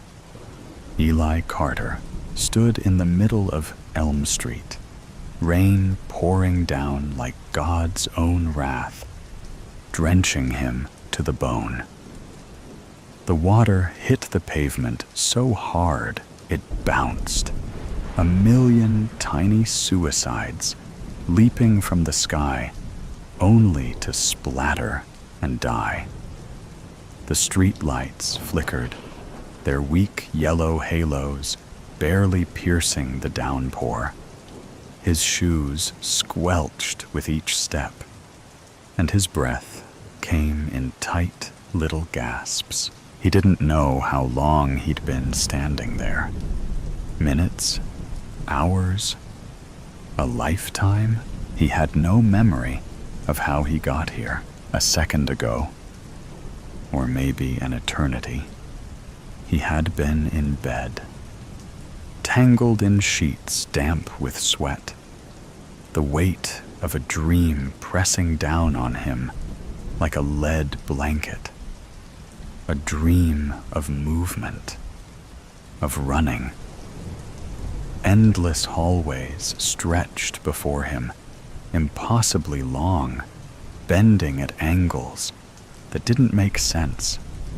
The walls, lined with doors, slammed shut behind him, one by one, not by his doing, but by something unseen, something chasing, something that wanted him. Each door he passed felt like a choice he had already failed to make. Each slammed door, a lost opportunity. His breath had come in gasps. His legs ached from running, but the hallways never ended. Just turn after turn, door after door, the floor shifting beneath his feet like the belly of a great beast. There were no windows, no light, except the sickly glow of something overhead that wasn't quite a bulb, wasn't quite fire. And in the air, thick as humidity in August, was the hum of something enormous, some deep, resonant sound felt more in his ribs than in his ears. And then, this. The dream had ruptured, torn apart like thin fabric. And he had been here, the rain, the street, no transition, no waking up. Just one reality swapped for another, seamlessly, cruelly. His mind struggled, clawing for logic where there was none. The downpour drummed against his skull, cold rivulets snaking down the back of his neck, washing away the last frayed edges of the dream. But had it even been a dream? Because the certainty struck him now, deep and final. A stone dropped into the well of his gut. Something was very, very wrong. A flicker of movement caught his eye. Across the street, just beyond the yawning black mouth of an alley, stood a man. He was tall and thin, dressed in a suit too old-fashioned to be modern, but too crisp to be antique. His face was long, almost horse-like, but his eyes were holes. Not black pits, not deep shadows. Holes, like someone had taken an ice cream scoop to his face and dug them clean out. Eli took a step back. The man took a step forward. A chuckle floated through the rain, thin and reedy, like laughter being played backward on an old cassette tape. Eli turned and ran. The city around him twisted as he moved, as if reality itself were coming undone, unraveling thread by thread. The buildings groaned, their bones creaking, their very foundations shifting beneath his frantic steps. They leaned in, warping like softened candle wax left too close to a flame, their brick faces drooping, sagging, watching. Windows blinked, slow, reptilian, sluggishly adjusting their focus. Black pupils contracting and expanding, as if deciding whether to acknowledge him or swallow him whole. The sidewalks rippled beneath him, no longer solid, but something uncertain, something alive. Each step sent out concentric rings through the puddles, distorting his reflection. His face melting, elongating, breaking apart into something unrecognizable. The street lamps flickered, their light stretching and warping, casting shadows where there should be none. Shadows that flickered and darted, mimicking his movements with a half-second delay, as if considering whether they should obey him or something else entirely. But he didn't stop. He couldn't stop.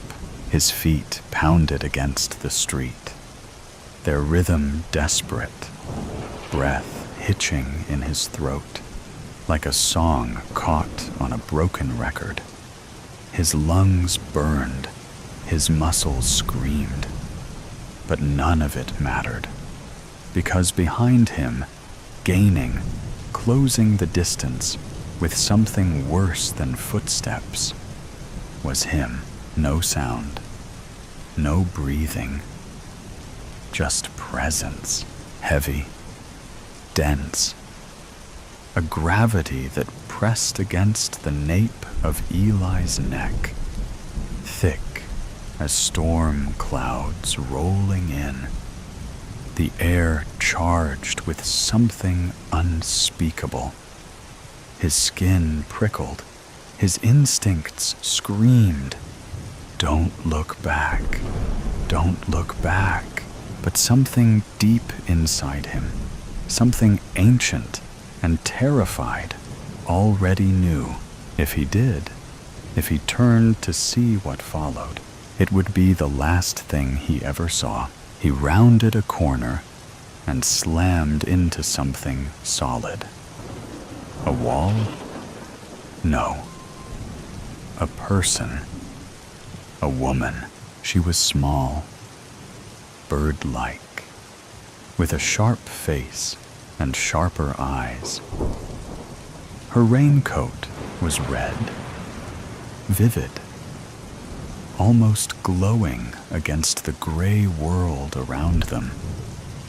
She grabbed Eli by the shoulders, her fingers biting into his flesh like talons. "You need to wake up," she hissed. "I am awake." She shook her head. Not yet. A roar split the air behind him. Not a human sound. Not even an animal sound.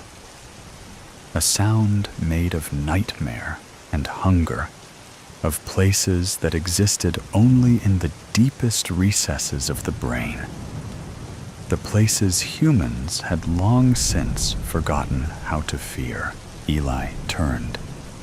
The man was closer now, his mouth stretching into an impossible grin, jagged teeth protruding like broken piano keys. The woman yanked Eli to the side, dragging him toward the nearest door. It wasn't there a second ago, but it was there now. A rusted metal thing, standing in the middle of the sidewalk, freestanding, no walls to frame it. She shoved it open and pulled him through. Everything flipped. Inside out. Upside down. Eli hit the ground hard, the breath leaving his lungs in a rush. He rolled onto his back, staring at the ceiling of his bedroom. The rain was gone. The city was gone. The woman gone. He was lying in his own bed, tangled in sweat-drenched sheets, the room bathed in the cold glow of his alarm clock. 3:47 a.m. A dream. Just a dream. He sat up, rubbing his face. His hands were shaking, fingers twitching like dying spiders. His throat was dry, a desert of cotton and dust. He needed water, something real, something solid to anchor himself. The lingering weight of the dream, or whatever it had been, clung to him like a second skin, sticky, suffocating.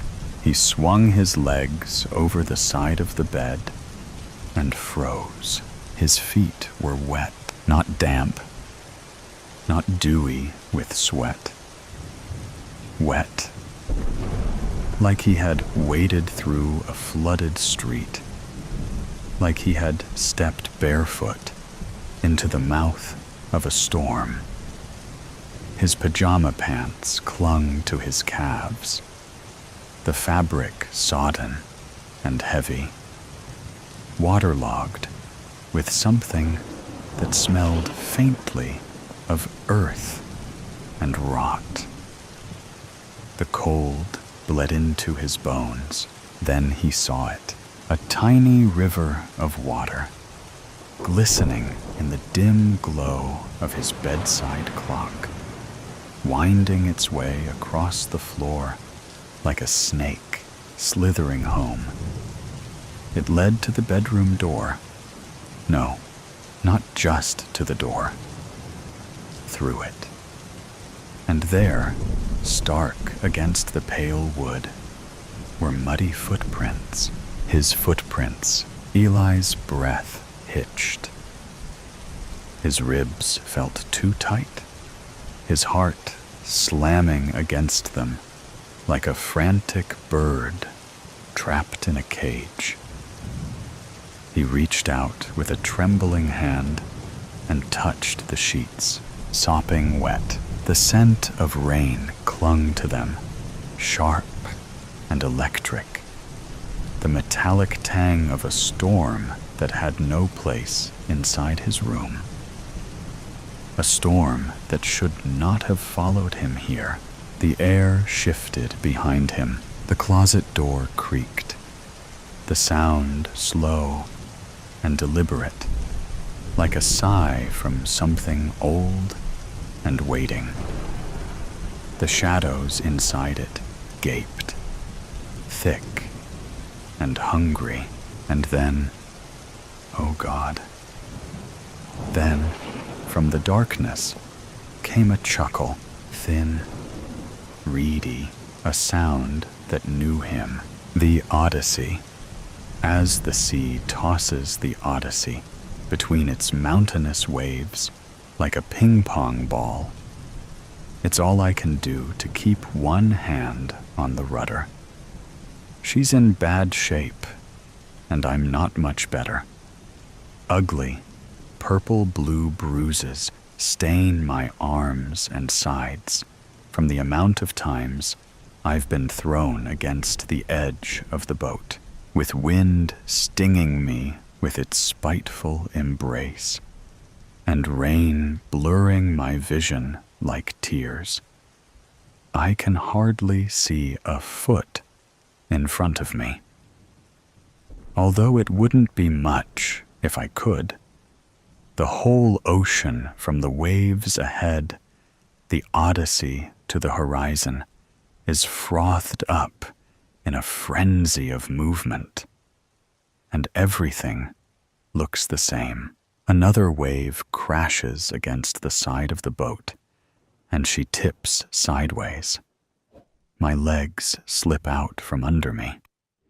I'm hanging, arms stretched high over my head as I hold on to the rudder. The Odyssey is almost still, stuck in the uncertain midpoint between falling right way up or upside down. I clench my eyes shut and breathe in deeply. My stomach clenches as I try to hold in the air I'll need when the boat gets overturned.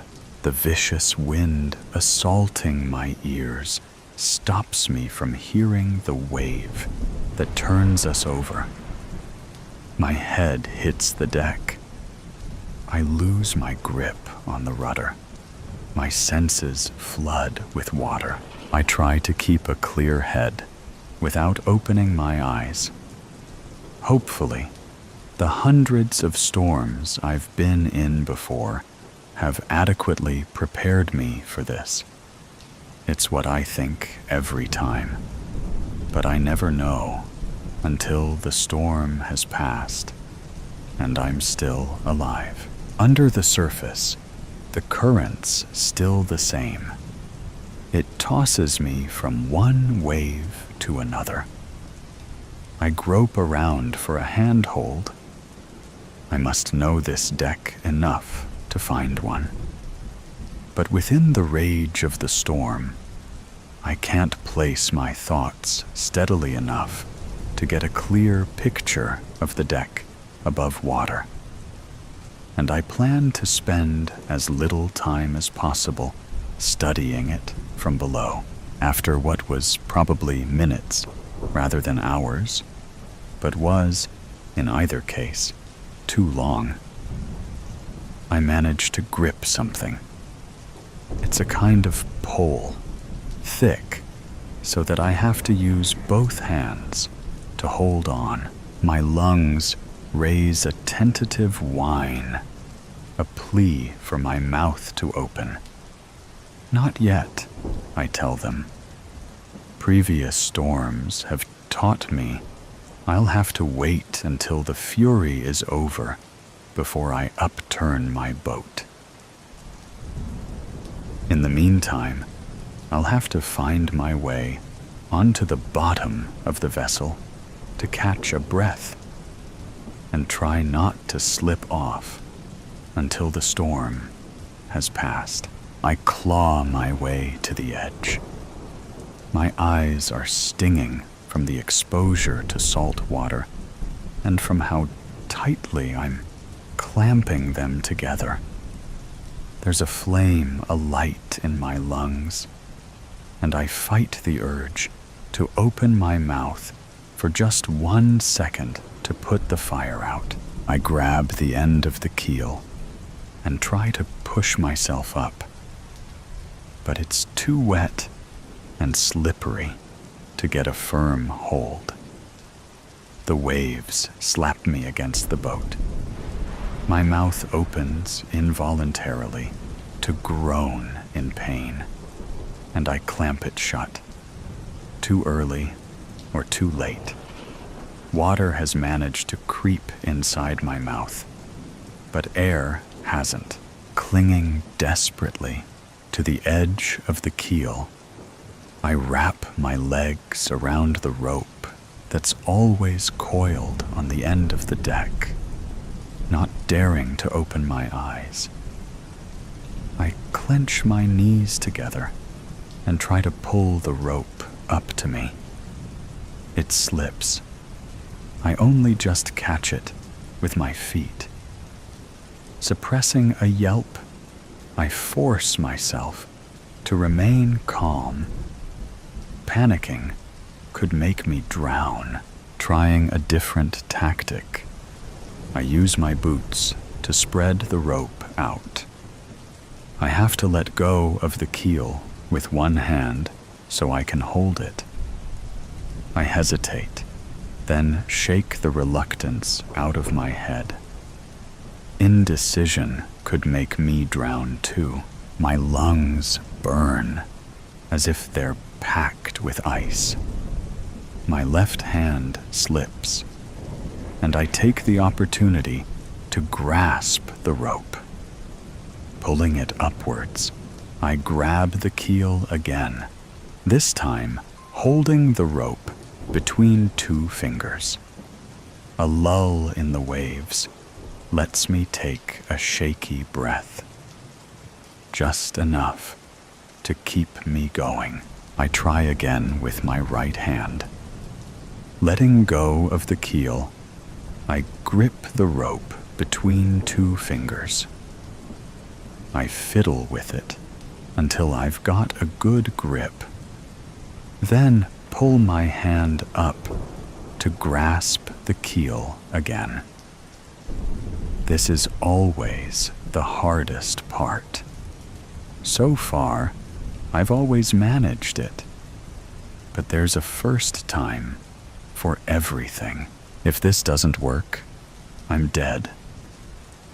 I can't help the thought.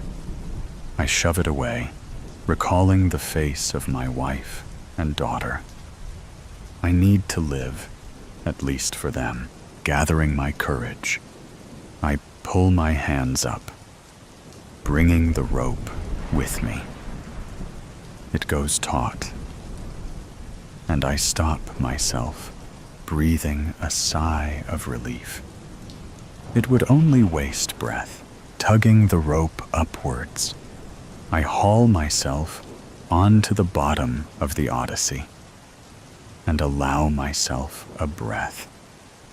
My lungs are still burning, but it's bearable for now.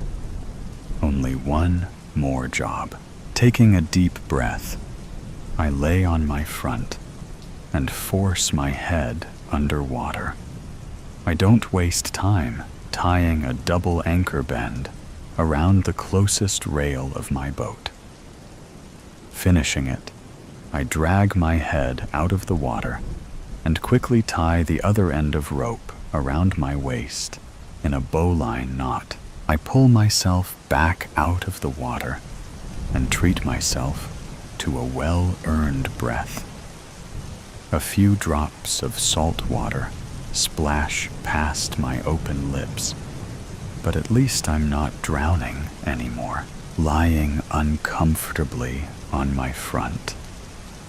I stretch my arms and legs out to improve balance. I can feel my face turning red from being pressed against the keel, so I turn it sideways. One eye is too squashed to open. The other is squinted for maximum balance of sight and clarity, given the waves that continue to assault me until the storm passes. I'm stuck like this. Afterwards, I can safely overturn the Odyssey. I can only hope it won't happen before I've untied myself. But for now, all I can do is wait. Paranoid delusions. The wind buffeted him wildly, and the rain hammered down relentlessly. He was walking near the local creek, which was connected to the suburb's storm water drains. But this particular area was just rocks, shrubs, trees, and water. Hastily, he made his way down to the muddy stream, which, at this time, was pitch black, and stepped into the water. This would be a sort of baptism. He descended into the water and dunked himself in it. It was too shallow to cover his entire body, so he splashed some water onto his head. Now he was ready for whatever this night held in store for him. As he ascended the side of the creek, he saw before him the well-trimmed grass soccer field, lit by down lights on the large steel poles surrounding it, and began to stagger in its direction. Soon, he was standing in the middle of the field, wet from the downpour. He felt alone. Not physically alone. There were cars going up and down the road next to the field. But as far as he knew, nobody knew he was out here. But strangely, he saw someone approaching in the light. It was a middle-aged man. Thunder boomed across the field. "What are you doing out here?" "Best to be truthful. I'm waiting for the world to end." "Have you come to join me?" Lightning lit up the sky. "Yes, I'm out here for the same reason." They both turned and looked at the houses, whose steel back fences met the side of the field. "Do you think we're the only ones who know?" The rain belted down on them both. "I think so." The thunder from the lightning rumbled heavy and hard as more great arcs lit up the sky, and the rain became heavier. The man looked at him through the gelatinous downpour. "How did you get here?" he replied in a frantic rush. "I've been walking through this night down many different paths. I honestly couldn't tell you how I got here. I just kept on walking. Eventually, I hit the creek over there, and then I came to this field. The wind battered them, causing the rain to hit them in an angular fashion, directly on their face. The man came up to him, soaking wet, and put a hand on his shoulder. "Tell me your name. We need to pass the time somehow." The rain began to subside, and the wind became calmer. He responded, "My name's Jack. Who are you anyway?" The man looked at the ground, his hand still on his shoulder. "I'm David. Tell me everything you know about why you're here. Tell me everything you know about the world ending." He sat down, and the man sat with him. "I left my car when the radio started sounding funny. Just got out and left it where it was. It wasn't just the radio. I felt like the car was going to lock me in any second. I walked and walked, and when I got to some shops, I heard people laughing at me, but I just ignored them and opened the Bible. I was sitting on a concrete barrier, and the pages just started to turn, slowly at first, but then faster and faster, till it stopped at the book of Revelation. Ah, the book of Revelation, the prophecy of the end times. But don't you think that maybe it was just the wind? Jack's face tightened, and his teeth gritted. "It was a sign. I know a sign when I see one." A loud thunder crack shook the earth. He began to pace back and forth, and then turned to face David, his voice trembling despite his efforts, words spilling out too fast, fingers twitching against the damp grass. "The end of the world is when God returns his Son, Jesus, back to the world to judge everyone. Everything great we have built, all the technology we have created, it won't make any difference. Everything will be destroyed to be remade again. All the wicked will be sent to hell, while those who believe will be given new bodies and will live forever with God, Jesus, in their midst." "I see," said David. "I'm not going to debate your beliefs with you. I respect your choice. But tell me, what made you think it's happening right now?" He began to pace again. "It started as a feeling. I was feeling so amped up. And then I saw the pages turn on my Bible. And then this crazy storm started happening. And I've had this horrible feeling, like 1,000 people are watching me at once. If I close my eyes, I can almost see them looking at me. And then, when I was in my car, I heard people singing my name. I don't know why they were doing that. Maybe they want me to think I'm special. So I'll think I am the Messiah, but I'd be a false Messiah, so I can't let them control me." David replied softly, "I can see there is a lot going on for you. Let's break this down. So, the storm made you feel more alert, more vigilant. The way you said it before, it was as if your feelings created the storm. But don't you think the storm might have been what, in your words, amped you up, and not the other way around?" The wind became gentle. He continued, his voice calm and reassuring. And the feeling of being watched. This could be paranoia. Many people who become paranoid feel they are being watched. And when you heard people singing your name, are you sure that's what you heard?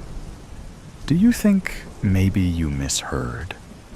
Or perhaps you're hallucinating? In any case, you left your car running in the middle of the road. I hope it hasn't been stolen. His shoulders slumped.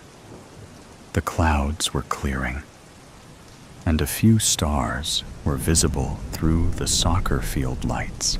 Everything you're saying could be true, but if I can't trust my own feelings, how can I know anything?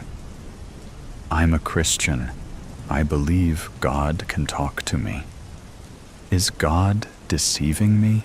Silence descended upon them, with only a faint breeze gusting back and forth. David smiled. Listen, I respect your beliefs, and I'm sure that there is something in those beliefs that allows for God to communicate with you in certain ways. But let me tell you something. He opened his wallet and pulled out a card. I am not actually here for the end of the world. I'm here to find you.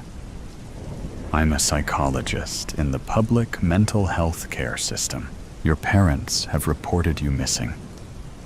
And I'm here because your phone allowed us to track you. That might sound like a breach of privacy, but believe me, it's in your own interest. Right now, I believe you are mentally unwell, and I want to help you. Look at the both of us out here, soaked from head to toe. I need you to follow me over to my car so we can take you somewhere where we have medicine that can help calm you down. It's going to be hard at first. The medication isn't perfect, but if you keep taking it, you will get used to the side effects. And then things like this won't happen again. Hopefully.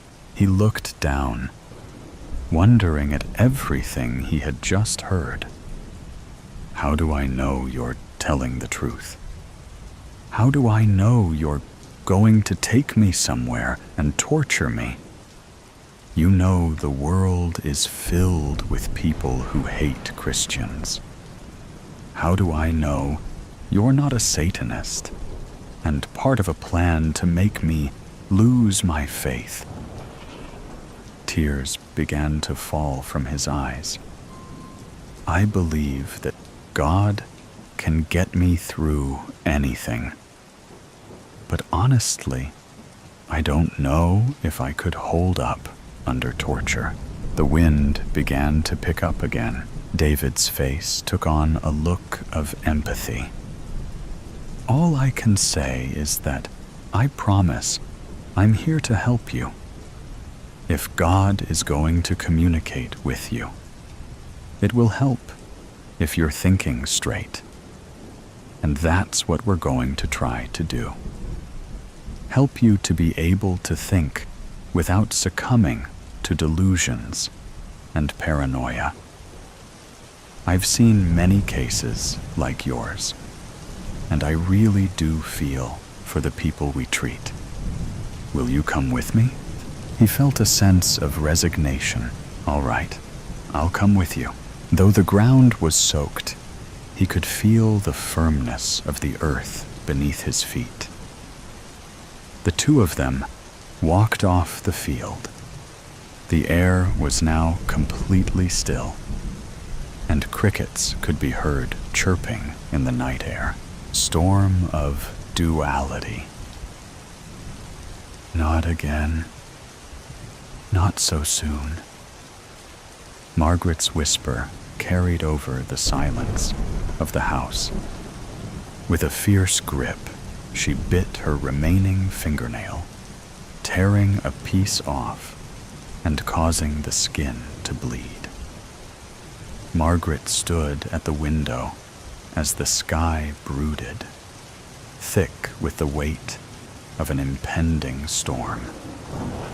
Dark clouds churned in slow agony, twisting and folding over themselves as if writhing in torment. This storm, she knew, would continue for days. Long, agonizing days. A sharp gust of wind rattled the glass, and she flinched. The leaves outside skittered like restless spirits, whispering secrets she didn't want to hear. The first patter of rain kissed the roof, soft, almost deceivingly gentle. She, however, saw through the deception.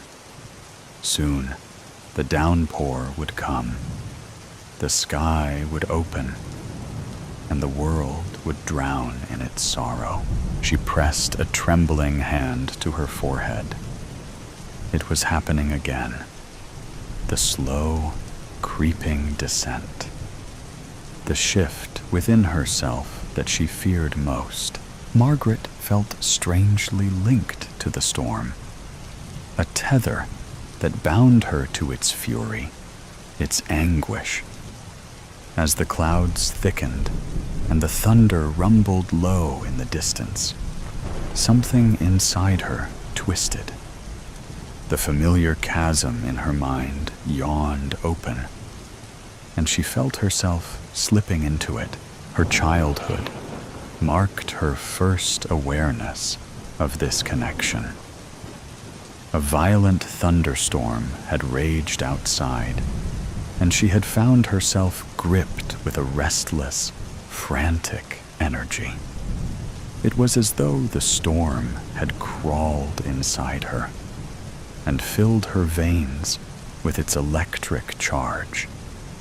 Her mother had found her hours later, curled in a corner, whispering to herself. "It's not me," she had murmured over and over. "It's not me." Adulthood brought no change to that feeling.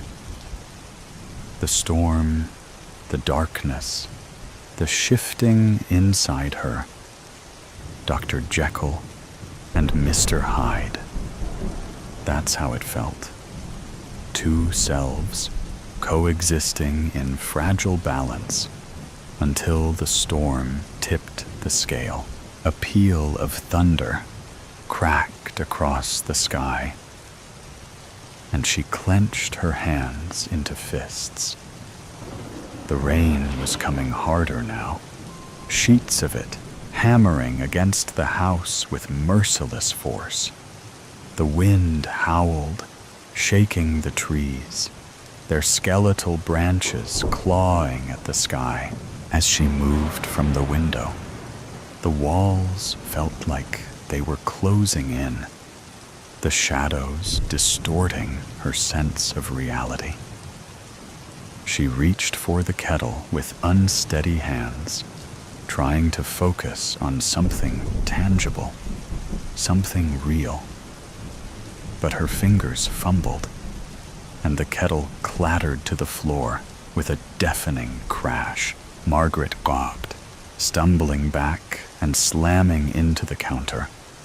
The impact sent a jolt through her body, but it was nothing compared to the dread twisting inside her. The storm's grip extended beyond the world outside. It clawed at her very mind, unraveling her sanity, thread by thread. She could feel herself fracturing, her thoughts splintering under the immense pressure, as if something dark and insidious lurked just beneath the surface, waiting for the perfect moment to take control. The whispering started then, not from outside, not from the wind, but from within her own head. Just surrender. It will be easier. She squeezed her eyes shut, rocking her head. No, why fight it? You know this is who you are.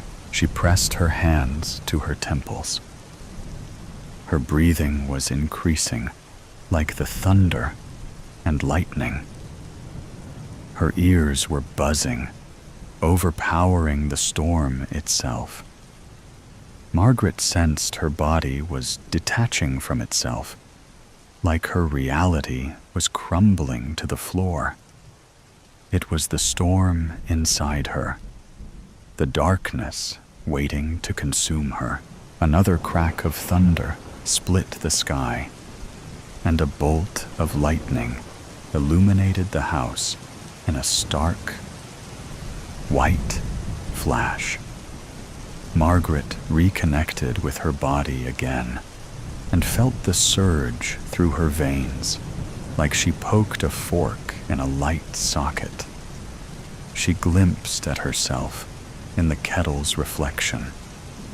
Her dilated eyes, the size of marbles, and her pale, almost unrecognizable face stared back at her. Then she realized the storm had taken her. She staggered backward, her hands clutching at the edge of the counter. She needed to hold on, to ground herself. She didn't want to become that person. Darkness prompted unthinkable actions. It whispered to her, feeding her fears, twisting her thoughts until right and wrong blurred together. It promised relief, power, an escape from the suffocating weight of reality. But she knew the cost.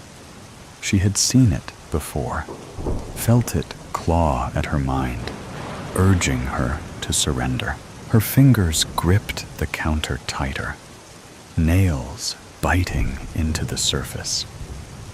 She had to resist. She fought despite the overwhelming urge to give up. Letting go felt incredibly tempting.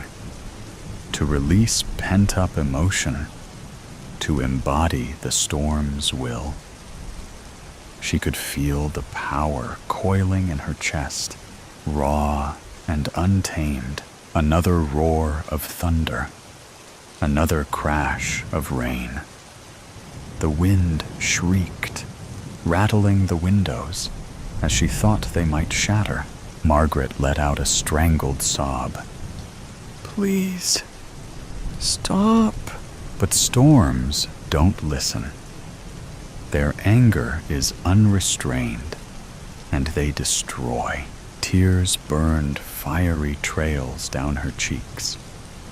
She staggered forward, pressing her forehead to the cool glass of the window. The rain distorted the world outside, turning everything into an indistinct blur.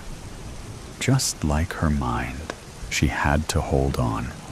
She had to be strong and fight.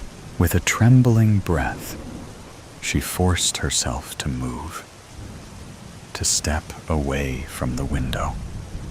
She grabbed the kettle from the floor and set it back on the stove, the simple motion anchoring her. She filled it with water, her fingers still shaking, but moving with purpose. The dizziness was overpowering her, while vibrations pulsate at her temples, and brief electrical shakes interrupted her thought process. She would endure the storm, both outside and within. But what awaited on the other side? Would she emerge unscathed, or would the tempest leave its mark, reshaping her in ways she could never undo. Having put the kettle back on the counter, Margaret closed her eyes and breathed deeply. She made her way to the special place, the soundproof area, with images of forests, waterfalls, and seascape. She made sure it was stocked with water, nuts, and protein bars. This served as her refuge, untouched by inner or outer turmoil. Here, seemingly serene, she escaped chaos.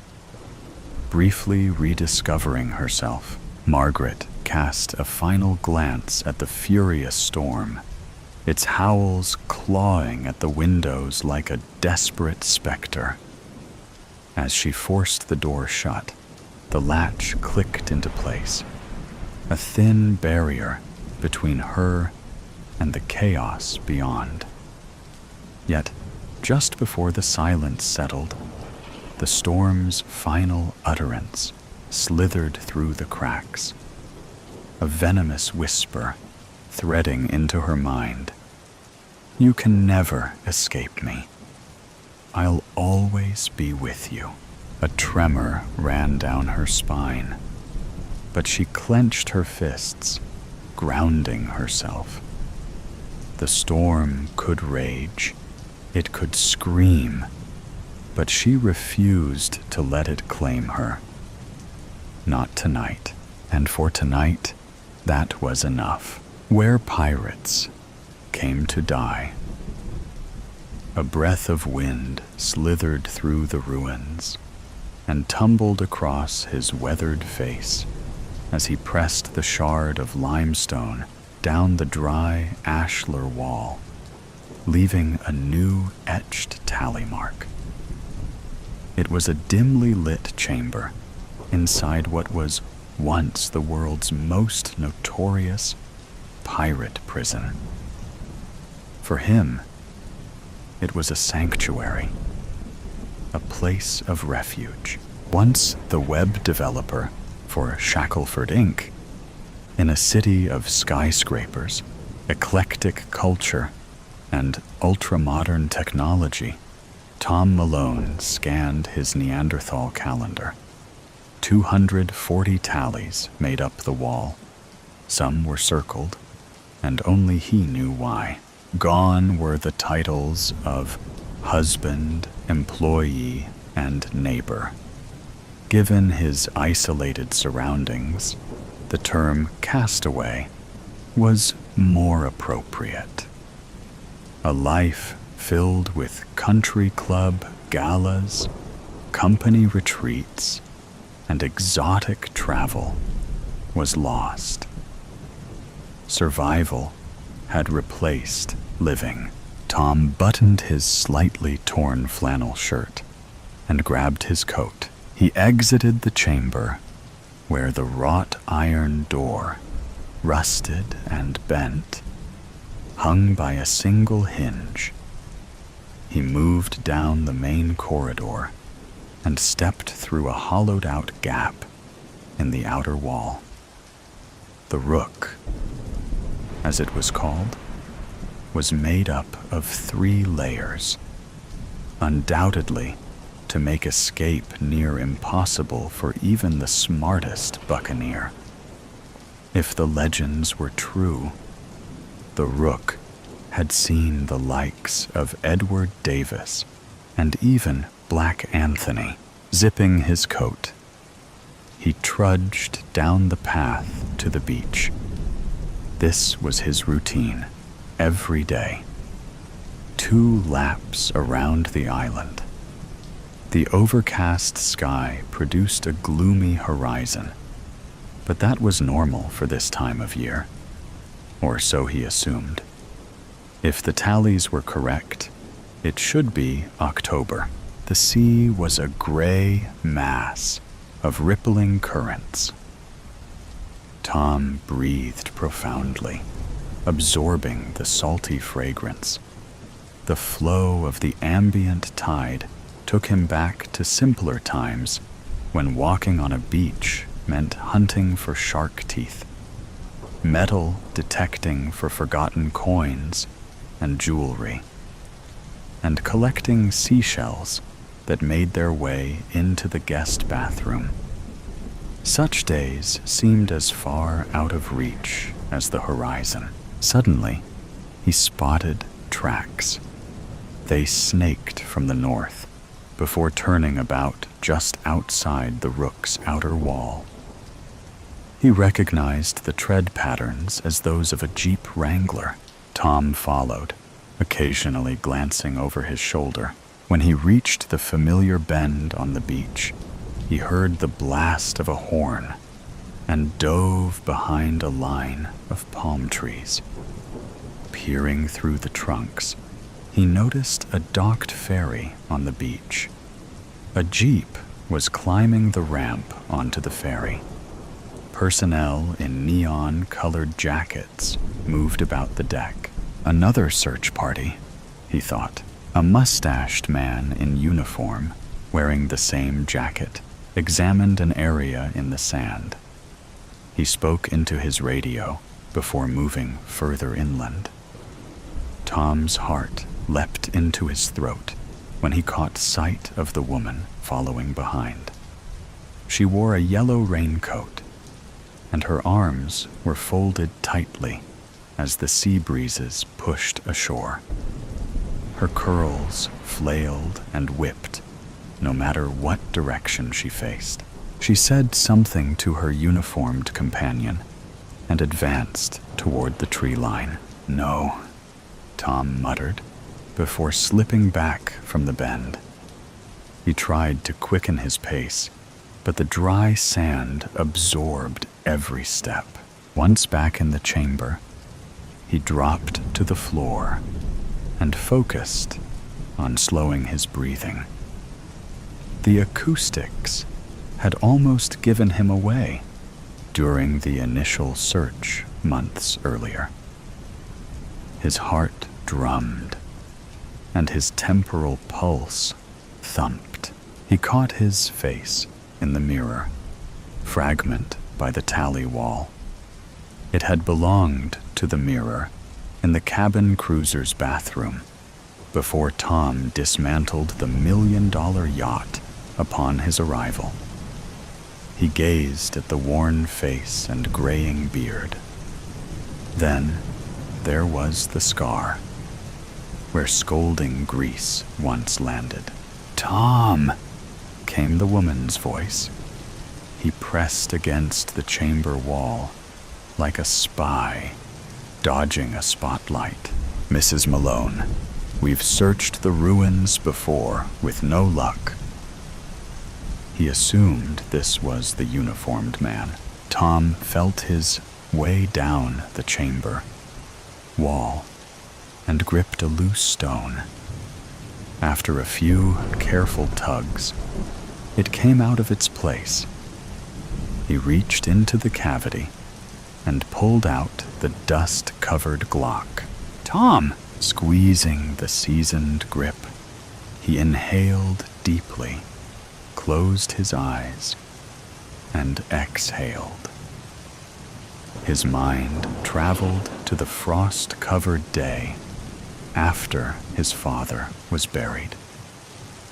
Tom opened the gun cabinet and retrieved the pistol his father taught him to shoot with.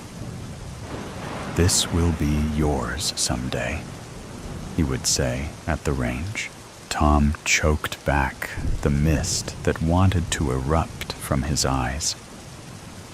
None of it matters now. Too much has happened. He took another lungful before pursing his lips and blowing out.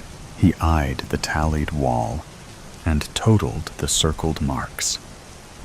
16. He suspected as much, but now he knew. One bullet remained. "We need to call off the search." He called out, his voice nearer than before. That meant she was too.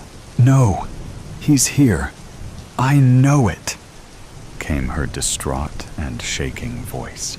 Tom pressed harder to the wall. He hoped the ancient stone could absorb him and conceal any trace of a man desperate to remain in the shadows. Ma'am, the weather is slowing us down, and the city cannot afford a stranded ferry with personnel on board. Would you stop if it was your... not if it meant putting others in danger. He ran his free hand over the scar. He traced the tight line of skin that ran from beneath his eye to the corner of his mouth. The sting had subsided long ago, but the hurt ran deep. Please, she pleaded, just let me look in here. The man radioed the ferry that he was making a final sweep of the old ruins, and that preparations for departure should begin immediately. For a moment, all was still. Tom, came the frantic echo. He slid his finger over the cold trigger. Never again will you scar me, Maria, he whispered. A single shot rang from the remnants of a place where pirates came to die. In our blood can expect heavy thunderstorms from 9 p.m. to 3 a.m. Chris's radio buzzed as he trundled down the exit to the rest stop. Windshield wipers working overtime as the rain and wind pelted his semi. He would have to wait out the storm, lest he risk ending up in a ditch. All the better for me, he thought to himself as he pulled up to the truck stop. I can finally look for someone to play with. Chris had been a trucker for years, enjoying the solitude of the road and the freedoms it granted him. Were he to succeed at his goals, he would need space and quiet. His roots offered him just that. Nobody had caught on to him yet, though the news was always warning potential victims away from hitchhiking. He was a legend along I-80, killing travelers and truckers alike. He climbed out of his truck, hurrying inside the rest stop as the rain poured. The place was completely dead. Chris sighed, cursing his bad luck. First the storm, and now nobody around to play with. He was going to have to keep moving, wasn't he? His fingers itched to grasp a life by the throat, to tear it apart piece by piece until there was nothing left but red. It had been too long since he had had free rein. He thought back to his last hunt. He had snuffed out a college kid whose car had broken down on the side of the road. Some freckle-faced loser whose name he didn't even remember. That kid had put up a good fight, but he was no match for Chris. None of them were. He grinned to himself. He would find someone to play with soon enough. The sound of the rest stop doors banging open startled him, and he turned to find two sopping wet figures shaking themselves dry in the entryway. They looked young and weak, Chris noted, with a wolfish grin. Perfect. What are you boys doing out here all alone? Chris called out, watching his prey with barely concealed bloodlust. The young men eyed him warily. One of them stepped forward, standing between Chris and his friend. It's not safe out there in the rain. Our car broke down, the young man said quietly, voice meek and small. We need a ride. Can you help us, mister? Chris couldn't believe his luck. Where are you two headed? Chicago. Chris grinned, extending a weathered hand for the boy to take. We'll head out when the rain has let up a bit then, he said, introducing himself. My name is Chris. What do I call you two? I'm Matthew, the boy who shook his hand said. And I'm Sam, the other said warily. They were perfect for Chris in every way, soft and unassuming. Well, Matthew, Sam, do you two need something to eat? I can get you something at the vending machines. No thanks. Matthew shook his head. He would be a difficult one, wouldn't he? We're okay. The trio sat in awkward silence for about a half an hour, waiting for the rain to let up. Chris fidgeted where he sat, watching the two young men, impatient. He supposed he didn't have to wait for the rain to let up completely. Wanna head out? He asked, standing. I don't think waiting around here is gonna do us much good. The rain is supposed to continue almost all night. All fine by me, Matthew sighed, helping Sam to his feet. After you, mister. Chris led them through the pouring rain and towards his truck, helping them up into the cabin. Thunder boomed overhead, a sinister soundtrack for what was about to come. Chris got Matthew and Sam situated and then pulled out of the rest stop, heart soaring with anticipation. So what's in Chicago? Chris asked, looking over at Matthew. Family? Friends? A new start, Matthew said quietly, expression tense. I don't want to talk about it. Perfect, Chris thought. They're runaways. Fair enough. I won't make you talk if you don't want to. Where are you headed?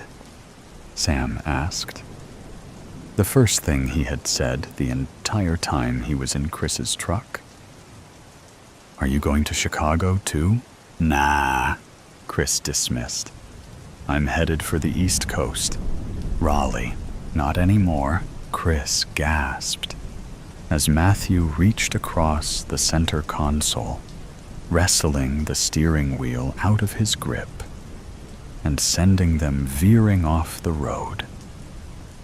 Chris swore as his trailer swung off of the road, rending metal screeching as sheets of rain cascaded down upon them. What the hell was this kid's problem? Rage built in Chris's chest as the semi came to a shuddering halt, firmly lodged in the drainage ditch. You're ours now, Matthew hissed as he stuck Chris in the neck with something sharp and stinging. He could feel the fight leave his body as Matthew and Sam dragged him out of the truck and into the ditch. What were these kids? Chris struggled against his captors, but whatever they had drugged him with was making it hard to coordinate his limbs. He was so tired. Sammy, Matthew hummed as he brushed Chris's rain-matted hair off of his forehead. He can be yours. Happy birthday. Sam grinned wildly, the flicker of light against a blade catching Chris's eye as he lay paralyzed in the mud and grass. These kids were like him, he realized. He had fallen victim to his own game. He coughed weakly as Sam's knife ghosted across his skin, stinging icy cold. He was completely at the mercy of those he was sure would have been his victims.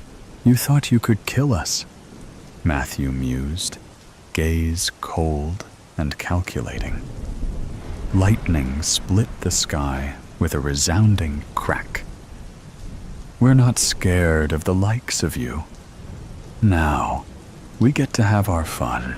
The wind screamed in Chris's stead as his captors took him apart. Oh, the irony of it all. Here he was, reduced to a mere plaything in the heart of the storm. He never should have stopped at that rest stop. Only once his frantic heartbeat had fizzled out did the fear finally leave him. He stared unseeingly into the pouring rain as the sky mourned his loss. Matthew and Sam disappeared into the night, not a trace left behind. "The Federal Bureau of Investigation has issued a warning to travelers along I-80. Chris's radio buzzed as the semi lay abandoned in the ditch. "Serial killings along the highway threaten lone truckers. Do not stop for hitchhikers and report anything suspicious to local authorities. Lost Hope." January 20th, 2025. Entry 1. It all happened so fast. All I could grab was my journal and a few pens. Alarms began blaring, and Dad rushed me. Mom and David down into a bunker? I don't know when we got a bunker or why, but it was deep under our house. It's spooky down here. One light source in the center of the room, only 2 mattresses, and the rest of the space is full of wigatans and jugs of water. I'm not sure how long we're going to be down here, so I figured journaling would be fun, though no one's answering my questions. Dad looks more serious than usual. He's been checking his pocket watch since we got here. Mom hasn't stopped pacing around, and David the deadbeat sat right on a mattress when we got down here. I don't want to be the only kid down here, so hopefully it only lasts a few days. January 23rd, 2025. Entry 2. The alarms and sirens from above finally stopped today. They made it hard to sleep, but it wasn't like it was easy to sleep in the first place. The beds were made for a kid half my size, and me and Mom had to share, so it was cramped.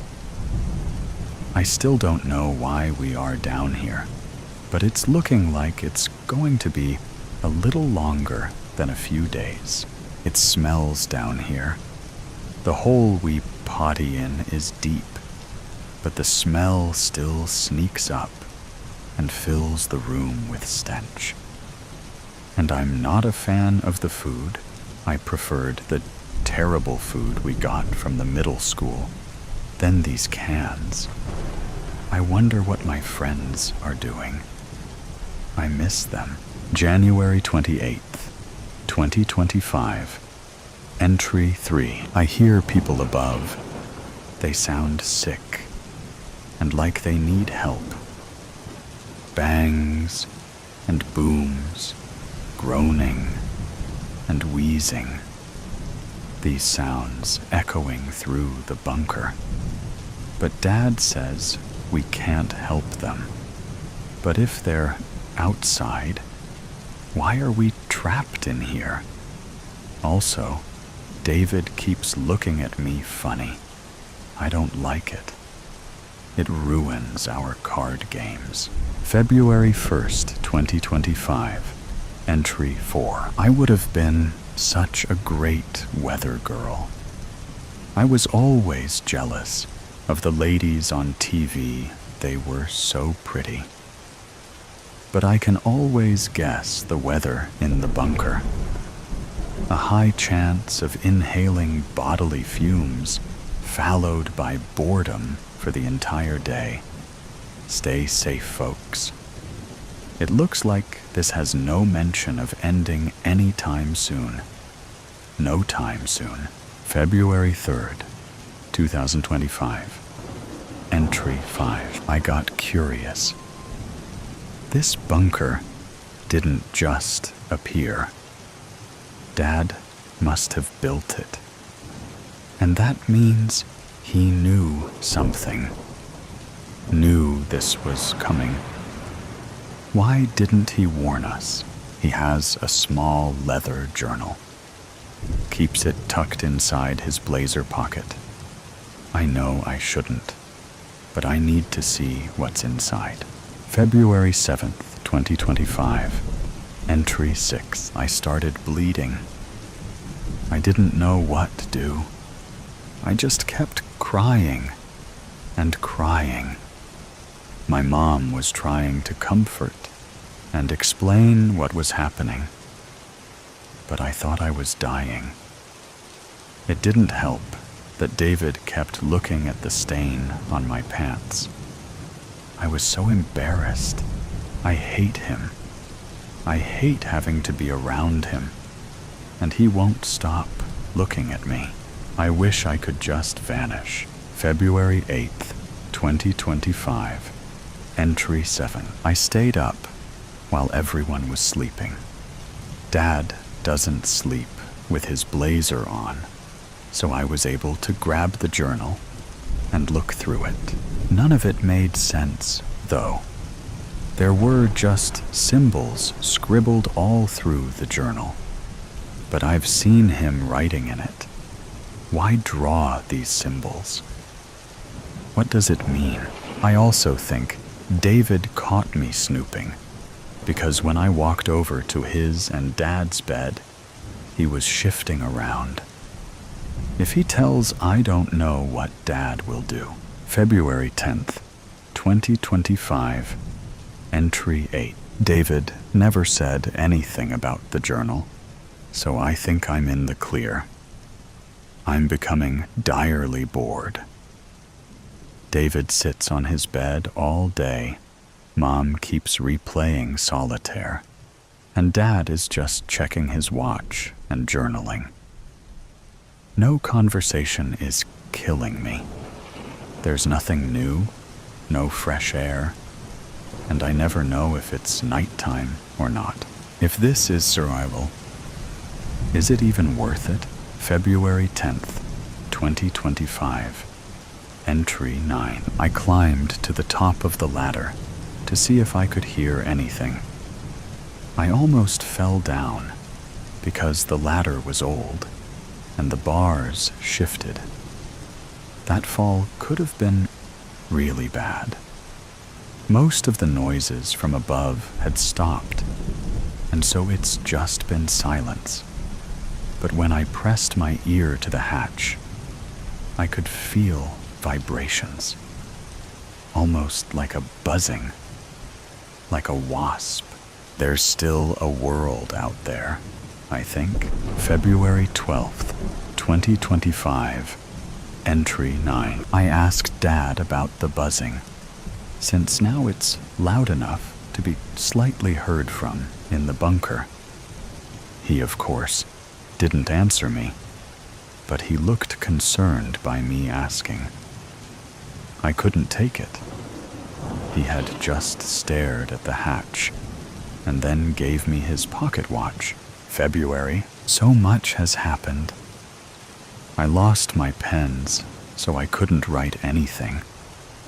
It all feels so frozen. Nothing is moving anymore. Nothing's the same. My mind has run out of thoughts. The noises above are muffled. The only thing I feel is my heart bumping in my chest. Dad stopped checking his watch. He no longer writes anymore. I miss showering. My body is so dirty, even though I scrub so much. No matter how hard I try, the dirt won't come off. I catch my dad looking at the ceiling every day now. He's probably thinking what we both have been thinking this entire time. Is it safe to go up yet? He always looks scared whenever the thought crosses his mind. I can see it. His dread of what's to come. Why won't he tell me? Is it so terrible? Maybe I should find out for myself. It would be better than being in this casket. I'm tired of soup. I'm so tired. I want him to hug me. I want a hug so bad. It's been so long since I've been hugged. But I can't. I can't accept his comfort. It's hurting him to know he can't help me. A hug from Mom would've. She gave the best hugs. The buzzings never stopped before. So many continuous days with that buzzing in my ear. It's finally gone. Something changed. I have to take this chance. Dad would try to stop me if he knew. I have to do it now while he's asleep. I know you're reading this now, Dad. I love you. I wasn't strong enough. Forgive me. The veil bloom. Elwyn absorbed the gentle coastal wind as it caressed her face from where she sat within the moors that lined her village. Stray wisps from her plaited, brown gold-streaked hair broke free as it was picked up by drafts. Distant sounds of the nearby market where she worked were a pressing reminder that she had stolen extra minutes to escape work duties. The red knitted hat protecting her ears played tug of war with the increasing gusts that rippled through the purple heather as she ran back towards the busy village, only looking down to ensure she did not step on any wildlife going about their day. Without warning, a darkness encroached the sky, and a slow, thick mist curled around the young woman's path. Elwyn became a static pillar of fear, watching the tendrils of mist reaching out and parting the heather, beckoning her to change her path, unable to sense beyond the darkness that strangled out the rest of the world. Elwyn tensely focused her vision on what the dark magic revealed. Something was glowing intensely. Elwyn tenderly progressed her nimble feet, feelings of fear and interest arguing with one another. She came upon a ruby-red thorned bush, isolating an intense, majestic amethyst glow beneath it. A faint whisper trickled into Elwyn's ears. The bramble peeled itself, exposing the velvet, petaled, regal-like flower bud, glistening with crystal dewdrops. "The tide obeys the moon," a female voice sang, prompting the rose to bloom fully before Elwyn's widened eyes. "But not all who guide you wish you to sail true." Before she could repeat the phrase in her head, the darkness sank away into the moors, leaving no trace of its sudden presence. The purple rose remained in Elwyn's hand for only a second before she carefully stuffed it into her pocket as voices came booming from the village, indicating that she had indeed been away too long. Looking and finding no traces of the encounter, she fled for the market. As Elwyn approached her father's stall, she could hear murmurations from the fellow tradesmen. Shouting orders came from customers who bartered prices on fabrics and fresh fish. "Did you see the weather change?" Elwyn hastily asked as she removed her hat and jacket, messily placing them onto the upturned veg crates in front of the stall. "Never mind the damn weather. Get peeling these damn carrots for supper." He tossed a knife to Elwyn and kicked an empty bucket next towards her feet. He was only strict from the grief of losing his love and their newborn daughter in childbirth in recent years. Frustrated, Elwyn perched herself on a stool and began carving at a carrot stump. Even if she told her father, he wouldn't believe her. The rugged orange skin tumbled into the bucket between her feet as her eyes fixed with intrigue on the powerful purple rose that seemed to glisten from the adjacent pocket. "It's a veil bloom, if you were wondering," came a voice full of wisdom and assurance from the front of the tent. Elwyn glanced up to see a tall, thin, yet toned male figure bent over, perusing at the cabbages.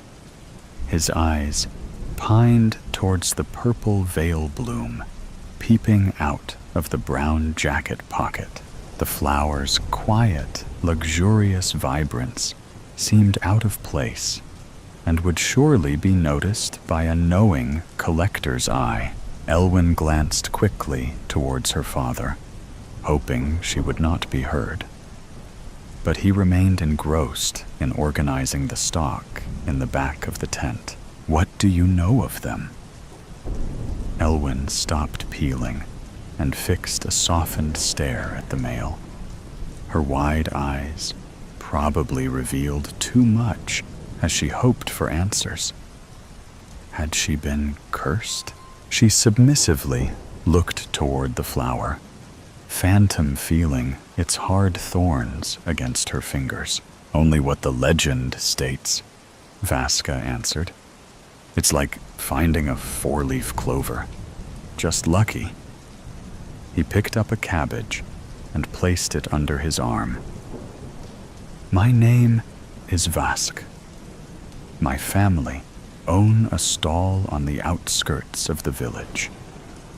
In my spare time, I am not ashamed to say that I am an anthophile."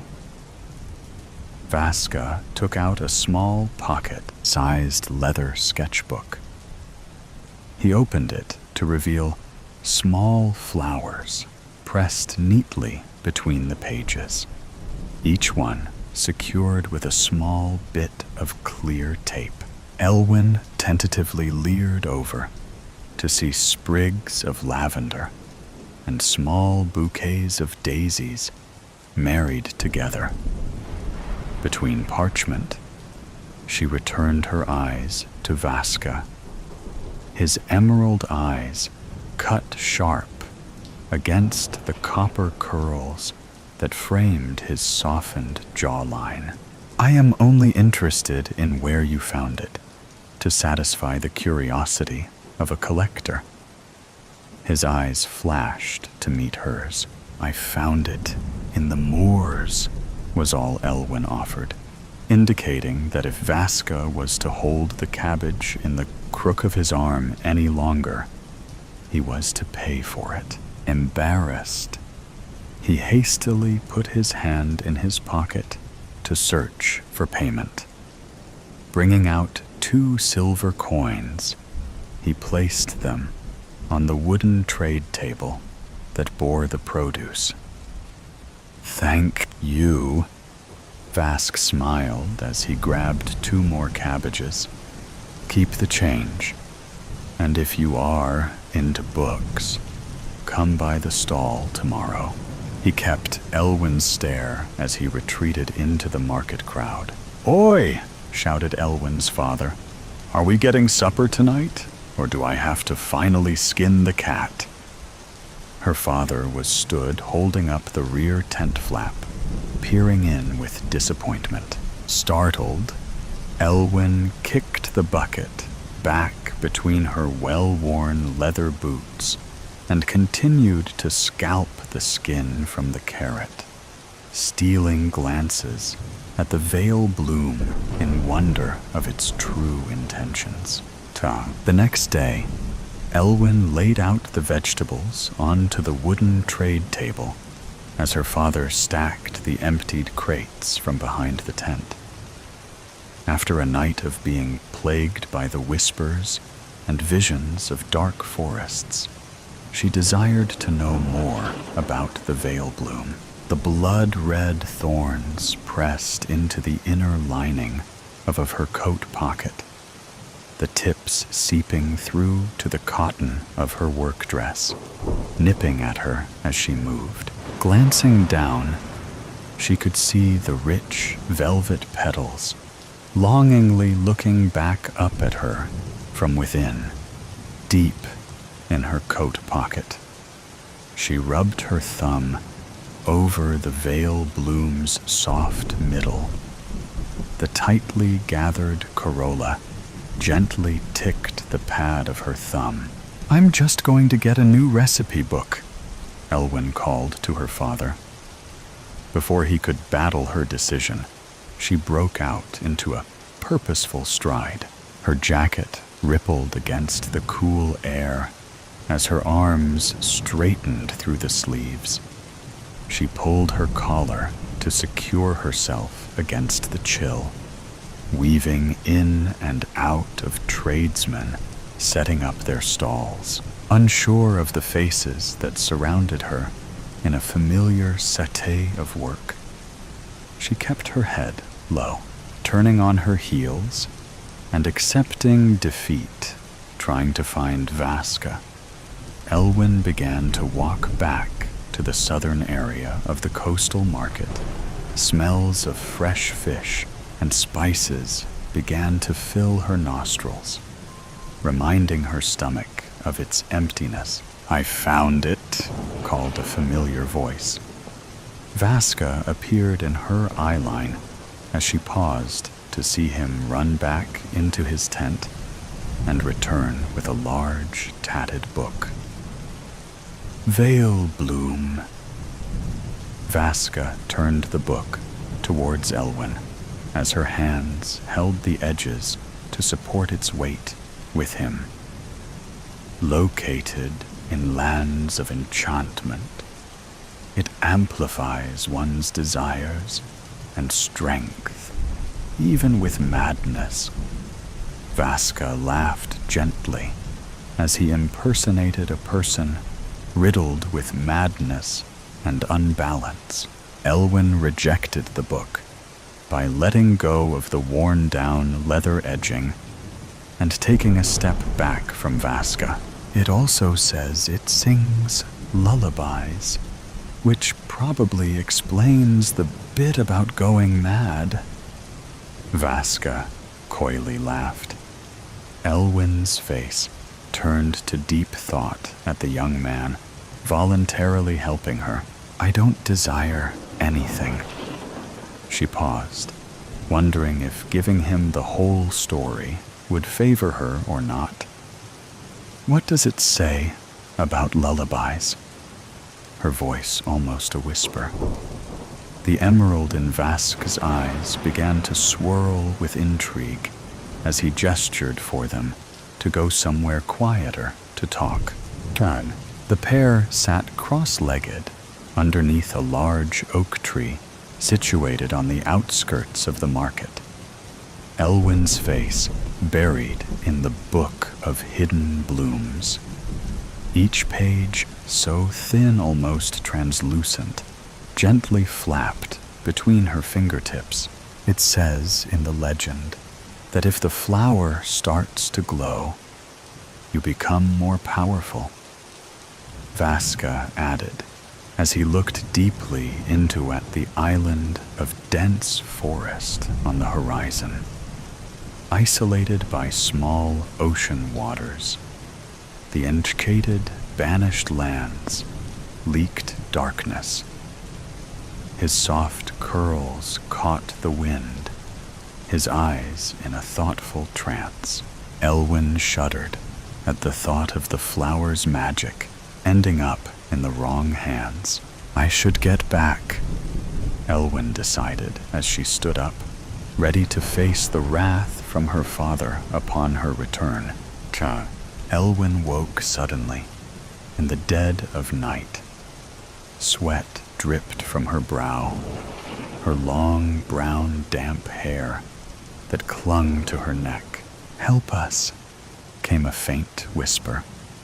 Elwyn held her breath as she looked around for the voice's owner, the vile bloom, picking it up by its thick green stem. The ruby-red thorns pulsated as she brought it closer to her ear. "Help us, Elwyn." It eerily beckoned, suddenly, moving images as if they were her own memories, flooded her mind. She could see a vast forest that crawled with amethyst-colored smoke. A fawn emerged in the clearing, eyes wide with terror, trembling as it proceeded to lie down on the dark moss floor. Elwyn had feelings of blood rushing back to her limbs as she regained consciousness. Her mind lingered with a defiant message. The banished lands needed her help.